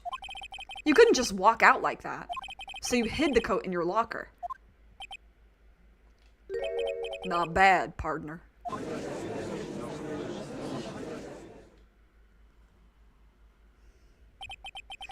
Now then, Officer Marshall, are you ready to tell us the truth? Looks like I underestimated y'all. I hope you're happy now, Mr. Edgeworth. 2 years ago, if you were only half as persistent then as you are today, we all wouldn't have had to be here now would we? Officer Marshall, tell the court what you did. All of it. And stop hassling my boyfriend. All right. It seems the time has come.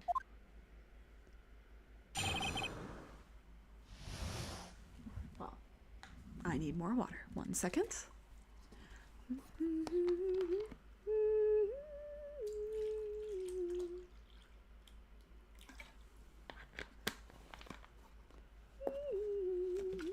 God, after this, I have to do dishes, guys. You can't let me forget. I had to do it that day. I couldn't just stand by and let it die. I stole the detective's ID and dressed like him. I planned to take out the evidence. I wasn't expecting Officer Meekins. I knocked him out and managed to escape. I knew which areas wouldn't be caught on the camera. There wasn't any murder in the evidence room at 5:15. So the supposed victim was really you. But there's one thing I still don't understand. Traces of a large quantity of blood were found on the floor of the evidence room. If no one was murdered, then how could that be? Officer Meekins managed to cut his own hand. My guess is he's the donor. It was way too much blood for such a small donation.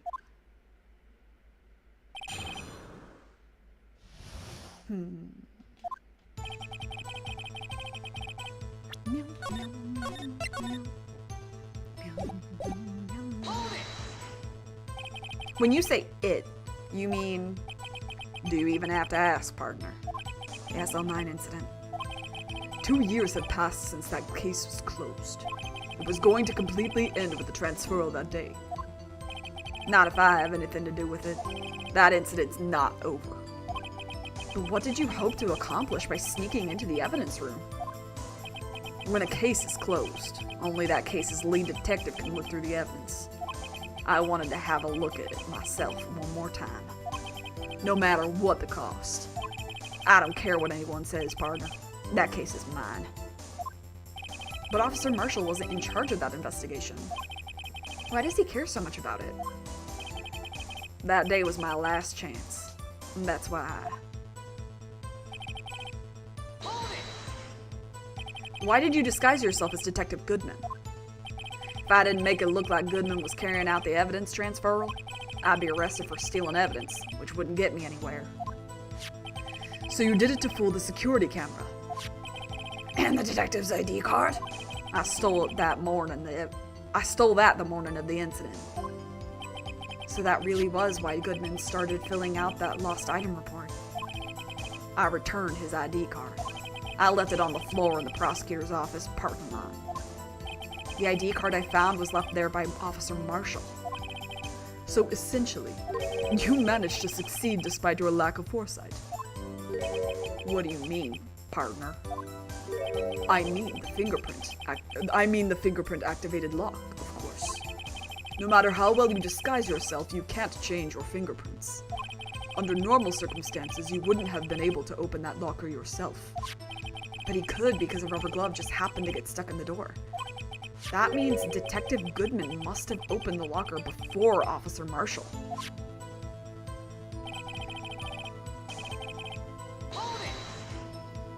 You pulled a knife on Officer Meekins and tried to drive him off? Let's just say I was a little surprised. I only planned on being in the evidence room for no more than 5 minutes. I didn't think anyone would actually come in during that short time. Officer Meekins certainly is a one-in-a-million type of person. Mistaking a detective for an intruder and demanding to be shown his ID. I'll have to think of a little more about his raise this year. When did Edgeworth get so much influence? Anyway, he threw himself at me, and I ended up cutting him slightly. I'm sorry it had to turn out that way. With me knocking him out and everything. By the way, what happened to your knife? Oh, you mean this one? Oh my god. I don't know what to say. Nor do I, Phoenix. Nor do I. So you knocked Officer Meekins out and... managed to escape. So you did your research beforehand. Those who go into the desert unprepared don't live long, partner. I didn't think it would make a difference, though. The security tape is erased every 6 hours. If all had gone as planned, no footage would have been left. However, you bloodied your coat in the struggle with Officer Meekins. If someone was in the security room when I came out, the jig would have been up.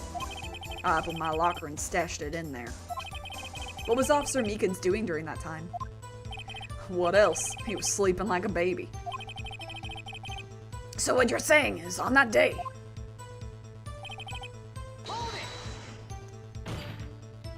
But the blood found at the scene certainly indicates a crime took place.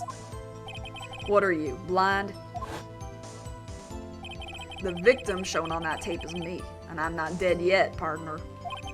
So, you stole the evidence from the locker? Actually, no, I didn't. Why not? When I opened the locker, the evidence was already gone. What? Mr. Edgeworth, where is that evidence? It's still missing, Your Honor. Detective Goodman's locker was already empty. someone else stole the evidence. Officer Marshall, may I ask you one thing? Fire away, partner. It's a free country. Just remember, I'm also free to decide whether or not to answer. Why did you do this? Stealing a detective's ID, injuring a police officer. This is no small offense. Moreover, you're an officer yourself. This will have serious consequences.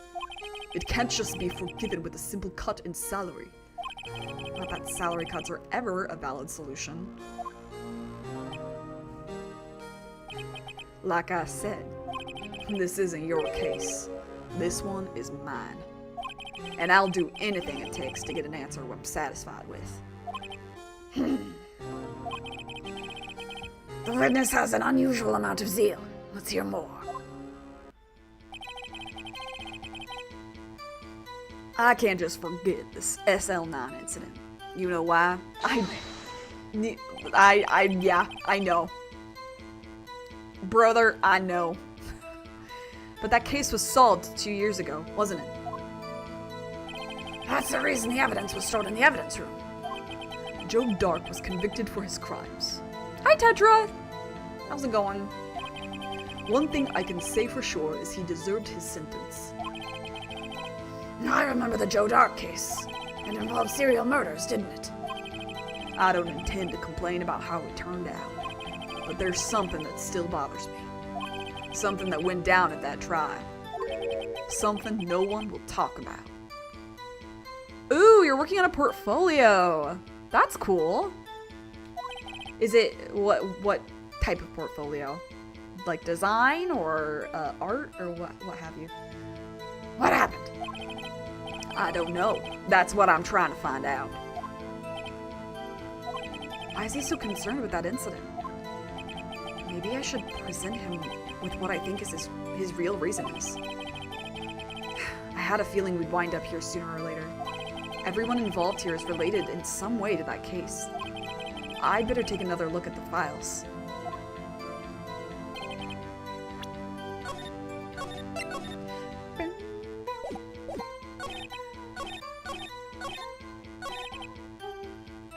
Sir, I know why.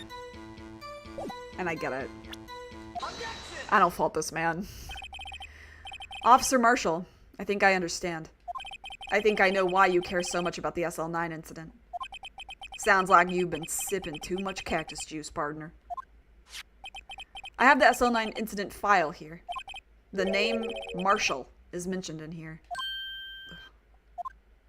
And a list of murder victims. Neil Marshall. Are you related to this man? Neil Marshall. Yeah, I'm sure you've heard the name. 2 years ago. He received the same lousy prosecutor award you got. What? A prosecutor? He must be talking about the King of Prosecutors award. Now I remember. Prosecutor Neil Marshall. He handled the SL9 case before I did. That's right. He was killed. And the case fell into your hands. But what's his relation to you? He was my brother. He was investigating the murders with Damon Gann. And then the then deputy chief of police. The group of detectives I was part of worked under them. We were desperate to prosecute the killer. He was the fourth one in that picture. Joe Dark. My brother fought Dark and was killed. That was the first time Dark left behind any evidence. And that was all we needed. He was arraigned and incarcerated. The case was finally closed. At least, according to the public records. What do you mean? My brother couldn't have been killed by Joe Dark. I knew my brother better than anyone. No one could have beaten him in a fight. And that's it. That's your reason for your insane actions. There's more to my brother's death than what the records say. No matter how much you try to hide it, you can't fool me. least one thing's for certain. Now we know what happened at the police department on the day of the crime.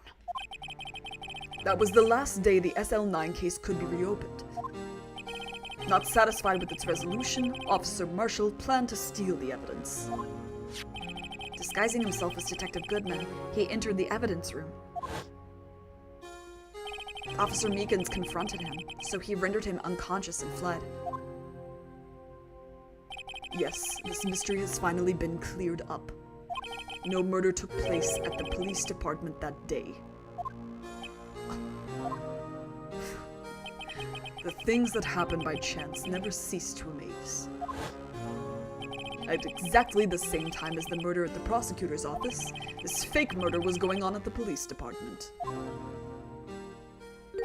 Chance? It's gotta be more than just that. So if no one was murdered at the police department on the day of the crime, that means the murder in the prosecutor's office parking lot was the real one. Which in turn means only one person could have committed the crime. Chief Prosecutor Lana Skye. But wait, a verdict wasn't reached in yesterday's trial. Which is why we examine the incident at the police department today. But there's only one reason the defendant was not convicted yesterday. There yet remained the mystery of the simultaneous murder at the police department. It was also simulated. It seems to me this boy's got the draw on you, partner. All of the mysteries at the police department have been resolved, no doubt about it. Our sole murderer took place at the prosecutor's office. The only suspect is Lana Skye, and the testimony of one Ms. Angel Starr is completely incontestable. If you have a response, make it a single word or less.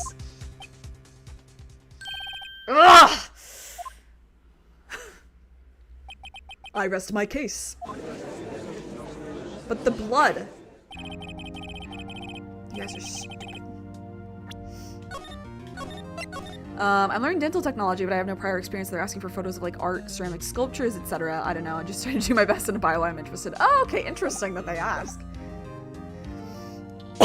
It seems this trial has reached its conclusion. There's no room for doubt. Well done, Mr. Wright. Thanks to you, I didn't need to waste my time disproving the alleged murder at the police department. There's no doubt what I proved today is true. The apparent murder on the security camera's tape really was fake. But I didn't realize that would end up proving Lana guilty. Because it shouldn't. Now then, the time for the verdict has arrived. This court finds the defendant. Objection! Hold it. Hold it! Yeah. Your Honor, wait. Emma! The defense has an objection. A scientific objection! Right? What do you mean, right? Mr. Wright, are you this girl's guardian? Your Honor? Oh, in a sense, please, Your Honor. All I'm asking is for a minute of your time. Please hear me out. Mr. Edgeworth, please. I don't want to leave any loose ends. You want a minute? I'll give you 3. I was kind of in shock. I mean, finding out the SL9 incident referred to the Joe Dart killings. Now that she mentions it, the names of both Sky sisters were in that file. But that's when I figured it out. I mean, what Officer Marshall was trying to do that day? So I knew his fingerprint had nothing to do with the crime. Man, the sirens, they're coming. They're coming to arrest us. That left only one thing. The other handprint. You mean the traces of blood found on Detective Gumshoe's locker? But no fingerprints were found on it, right? No, but I figured if I examined it scientifically, I'd be sure to find a clue. So I ran over there and looked at it again. So did you find something? No. Huh? Sorry, I guess I'm not much of a scientific investigator after all.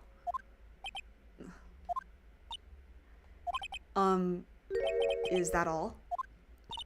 Please don't be mad. I'm just a high school student. I'm just an attorney. But Mr. Wright, those traces of blood are the only clue we have. If we can't find something wrong with them, please, Mr. Wright, you're a professional. If anyone can save Lana, it's you. Me? Oh boy. Time's up. Now then, Mr. Wright. With regard to the incident at the police department, does any reasonable doubt remain? Test the blood. It appears the defense is troubled by the other blood mark. Test the blood. Looking at the floor plans, a handprint was discovered around here. Is there a problem with this? Mr. Wright, I'm sorry I can't be of more use. But still, if you can't find anything wrong with that blood mark, Lana will be. Please answer my question, Mr. Wright. We don't have all day. Yes, Your Honor. If I've ever needed to concentrate, it's now. Mind Palace. Mind Palace. What could be wrong with that handprint on Detective Gumshoe's locker? Could there be something I'm missing? I object. There is a problem. This handprint left at the crime scene clearly shows a contradiction. The only thing that seems clear is your grasping, Mr. Wright. You've been staring pretty intently at those floor plans. Tell me, is there a problem with them? In a way. Yes, this is strange. Take a good look at these floor plans. Something is missing. Missing? You mean something hasn't been drawn on there? Yes. Something that, when drawn, will completely change the meaning of the blood mark. Let us pray the defense isn't simply trying to buy time. No, I did. Your Honor. Please. Like 50% of the time, I'm not fucking around. Very well, Mr. Wright. All this evidence here, there's got to be something I can use. There is, Phoenix. The question is, which item can prove something is missing in the floor plans?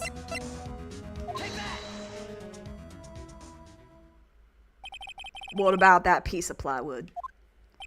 The Blue Badger, mascot of the police force. Defender of truth, guardian of proof. Explain yourself, Mr. Wright. This isn't... Listen, I love children's TV, but... Please look at the floor plans of the crime scene. The Blue Badger is not here. So, watch what happens when we put him in. This is where he was dancing at the time of the crime. Well, what? That's right. So long as the Blue Badger is dancing here, it would be impossible to place a handprint at this spot on the locker. What?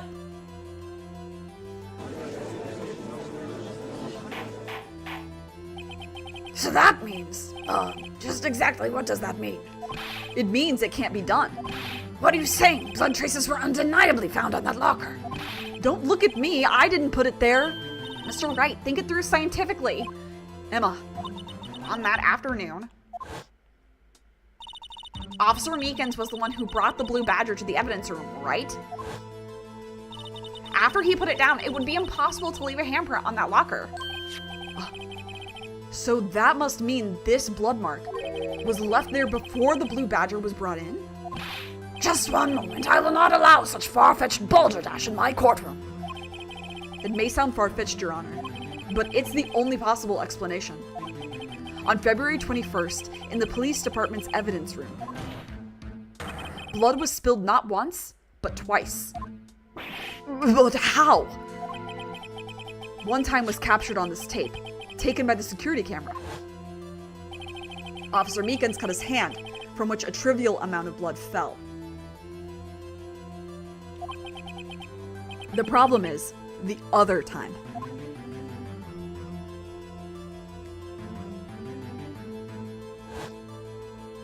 Someone bled prior to the struggle shown on this tape. It had to have been Detective Goodman, when he was really murdered. That's ridiculous! I refuse to accept your absurd claim. The murder portrayed in the security tape has been proven to be a fake. However, that does not explain the blood mark found on the locker. So then, assuming this murder you purport really happened, when did it take place? I demand you show evidence that proves when it occurred. When did the first incident occur? To summarize, the defense claims that prior to Officer Meekins being cut by Jake Marshall, who was posing as Detective Goodman, another incident took place in that evidence room. That's right. The blood mark on the locker proves this. I want to look at something really fast. Very well, then tell us, when did this first incident occur? As Mr. Edgeworth said, proof must be presented. Proof that shows when the murder took place. There's only one piece of evidence that can show that. Now then, will the defense please present its evidence? What shows when the first crime took place? I know what it wants to say, but I don't know if this is how to say it. If the crime took place inside the evidence room, then the killer would have had to enter it. And in order to do so, an ID card would have been required. An ID card? No, the ID card record. Officer Meekins brought the Blue Badger panel into the evidence room at, let's see here, 4:50 p.m. If the crime took place before that time, then it would be 4:40 p.m. Ah! Oh! Miles Edgeworth, just what have you done? I never would have figured you had the nerve, boy. Drop the act, witness. It doesn't take a lot of thought to figure out it couldn't have been me. Nope, I ain't getting it. I hate your guts.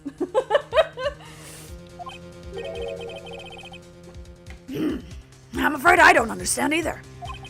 It's clear from the luminol test that blood was there. However, when the second crime took place, both Officer Meekins and Officer Marshall failed to notice the blood.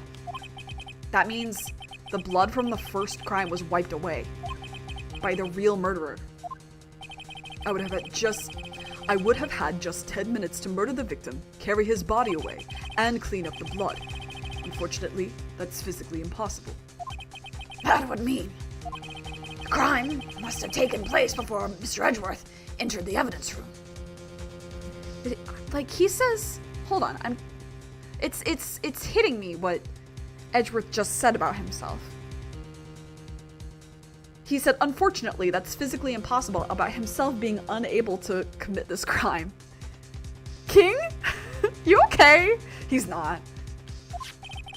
Let's look at the chart again. There's only one other card number remaining. 777-7777. Talk about a lucky number.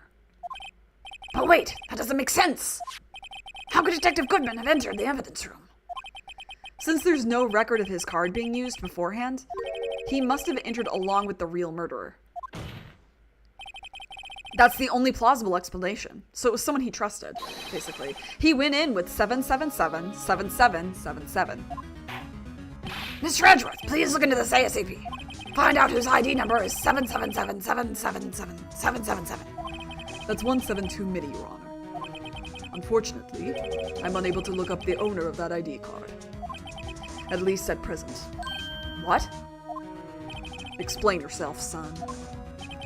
The ID number 777-77777. Wait, hold on. Now I'm confused. The ID number 777-7777 belongs to someone with a rank of captain or higher. Someone who is a so-called executive officer. We don't have the authority to inquire into such a person's identity. Corrupt. Corrupt as hell. But that's ridiculous. Just how... I'm not finished talking, Mr. Wright. There is one situation in which we can be granted such authority. If an official charge filed against an executive is accepted. An official charge? You're all alike, aren't you?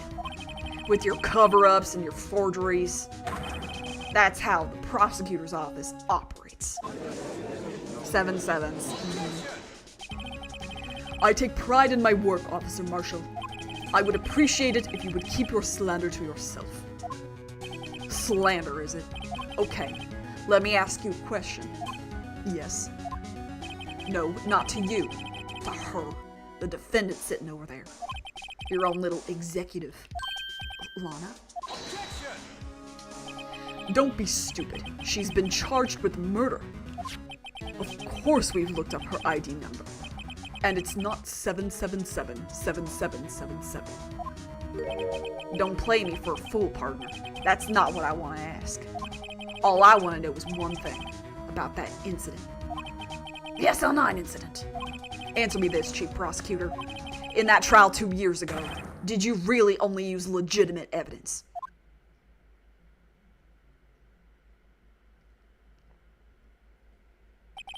Do you need the witness to repeat his question, Chief Prosecutor?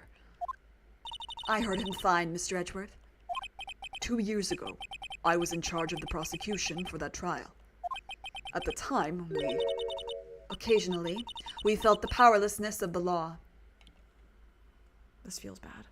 This feels bad. This feels bad!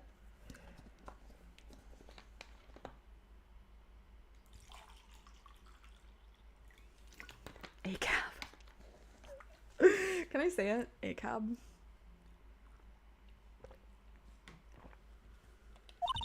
At least, I did. Lana. I became a prosecutor in order to suppress crime with the law. But before I realized it, we were the ones being suppressed by the law. Defendant, just what are you saying? I'll ask you again, Chief Prosecutor. During that trial 2 years ago, did you really present all the evidence in court? Can you look me... Excuse me. Can you look me, an investigator in that crime, in the eye and say that you did? Chief Prosecutor, you didn't. I don't have to, Officer Marshall. Why won't you answer him? Drastic crimes require drastic measures. That's just the way it is. We did what we had to do in order for him to get the verdict he deserved. But Lana! Even if it involved forging evidence.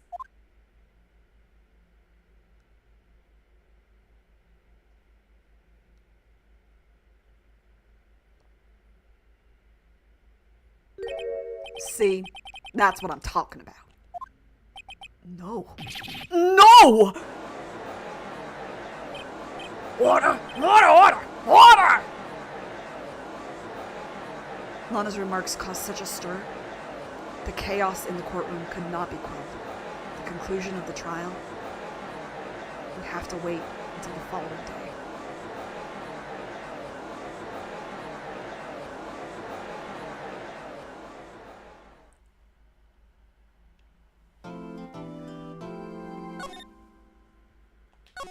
This is a good case. For all its faults, it's a good case. That moment's terrible. Like, it makes me feel ill a little bit if I can just sit and... I can't just stop doing the Jake Marshall voice. It's really satisfying. Okay, so let's unpack this, shall we? Before we wrap up for today, I would like to unpack. I would like to unpack two things. Where do I begin? Which one should we talk about first?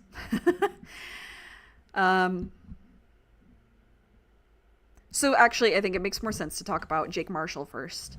And his motivation to dig up the truth of what happened to his brother. And not to make it too personal, but those of you who have known me for a while know that my brother's death was also related to a criminal case. It was not a mystery as to who did it. And as we'll learn, it's not necessarily a mystery to who did it. Like, Joe Dark very clearly killed this man, you know, apparently. But, like, it wasn't a mystery who killed my brother. However, there were a lot of factors that kept the perpetrator in this particular case from being punished to the full extent of the law. There was, for instance, the fact that he was young. He was 18 at the time. Second, his mother worked for the city council.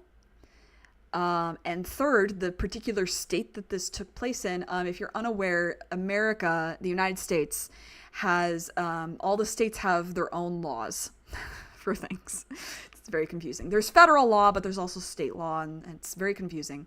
But this particular state, it prides itself on rehabilitation, which I think is awesome. There are a lot of people who go to jail for dumb reasons who can be rehabilitated and reintroduced into society, right? However, a lot of those people are like people who get arrested for drug charges and things like that, that really, like, they didn't do anything that actually substantial. They didn't kill anybody most of the time, right? So they really pride themselves on rehabilitation. And this person, legally he was an adult, but he was young, right? And so he ended up getting sentenced for 2 years at what is essentially a forestry camp. And he worked for the government and was paid for his work and then was out in a year. And so I can definitely understand Jake Marshall sitting here like, okay, it's a little different because he's like, I don't think that this case is fully solved. You don't, okay, they might hit that evidence said closed on it, right? But it's not closed for the people who were affected the most by the victim's passing, right? Unless you have all that. If you have all the evidence, number one, and all of the evidence is acknowledged, number two, and number three, it's the truth, and the person gets what they deserve. So in this case, in his case, not the evidence, it was like not acknowledged in the right way because there was fake evidence mixed in with it. And so it's not the truth. And so you might put closed on the case and yeah, the person who killed him got the death sentence, and after killing a bunch of people, he got the death sentence, and like they killed him, and that's good or whatever. But like for Jake, he knows as an investigator on that trial that was the truth, right? Or that wasn't the truth, right? And so that's nagging at him for years. And like the difference between me and him is that like I'm not an investigator. I couldn't really do anything. In my situation, I'm just like, man, I want to egg this guy's house really bad. Like, and I go to therapy, you know, like, but for Jake, because he had such a hand in it, not only because his brother was a victim, but because he was literally one of the investigators, of course he would do this. I feel like his actions are extremely justified. Especially knowing this, like having the suspicions that he had about the corruption within the prosecutor's office using the fake evidence.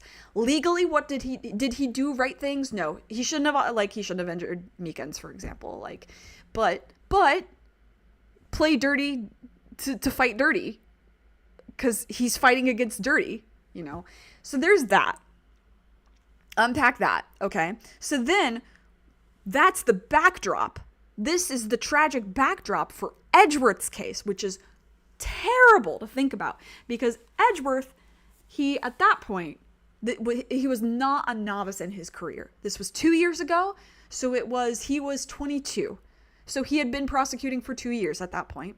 And if you know, you know, but he had already been involved in shit that had a traumatic happening, all right, without spoiling anything. He'd already had trauma in the courtroom. And it doesn't go addressed because it's Edgeworth. He never addresses his fucking trauma. Not till the investigations case.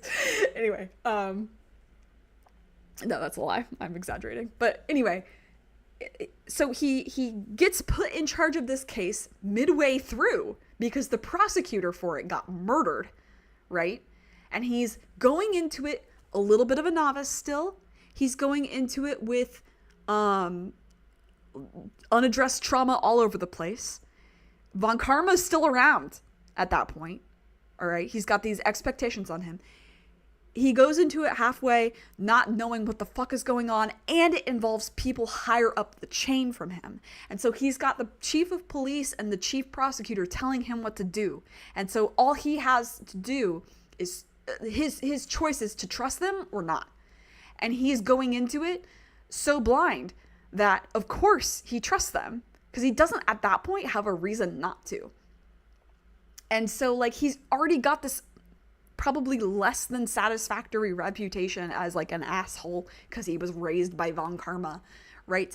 And then now so after, you know, DL6 and the previous case 4, we alleviated some of that from him for him, right? Because he now can acknowledge he did not kill his father. He still has a lot of trauma from that and is going to be traumatized for the rest of his fucking life. Like, even if Von Karma gets the death penalty, you know. Because he spent 15 years of his life thinking that he did, right? That's a lot. But also, there were all these rumors about him. And that's like the whole reason Phoenix became a defense attorney, was like, why are all these terrible rumors surrounding this person? Like the demon attorney using like the fake evidence. And then we find out like, oh, you know, you're actually a decent person. And he is. But there's still these rumors flying around. And he doesn't even really understand why. And now he knows that he was essentially used as a tool in their agenda that we don't know yet. I know. If you've played this case, you know. But he's been used as a tool. And that's fucking devastating. So all the rumors had substance. And he's like, well, maybe I am a terrible person, actually. And that's a lot. That's so sad. He's sad. Like, he's such a sad character in this game. And like, I don't know.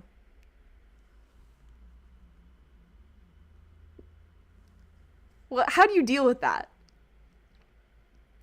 Just think about the worst rumor anyone's made up about you, right? And you know it's fake. And you're like, God, shut the fuck up. But then you find out the reason that everybody thinks that it's real. I don't know about y'all, but I've been in that position before where someone made up a really terrible rumor about me. And then I found out why everyone was believing it. And I was like, maybe I am a terrible person. Because from their perspective, that made sense. But it actually wasn't my fault. So, anyway, this case is a lot better than people give it credit for because of those aspects. I think they're very interesting. And then we'll obviously get into like the final bit of it next time. But anyway, that's my 2 cents on that. What a day. All right. Anyway, Sunday, I thought I wasn't going to be able to stream. I am. So Sunday we will continue. We'll do the last part of the investigation. And then Friday, I don't know. I'll be honest. Friday, I'm probably not going to stream because that is, not only do I have plans in the evening to like distract myself because next Friday, would have been, my brother's 40th birthday. So that's going to be hard. And I don't think I'll have the spoons to stream. So Sunday, and then if I have energy on Wednesday, so far it's been like no energy on Wednesdays. So it'll probably just be Sunday and Sunday, and then we'll go back into like the normal schedule. But we'll finish this game soon enough. And we'll get on to fucking Justice for All. It'll be a good time. So anyway, thanks for hanging out. I mean, you know the drill. Take care of yourself. Take care of others. Be good to yourself. Be kind. Stay safe. Stay hydrated. Thanks for listening to that last bit. I have a lot of thoughts at all times. And I'll see you when I see you. Bye.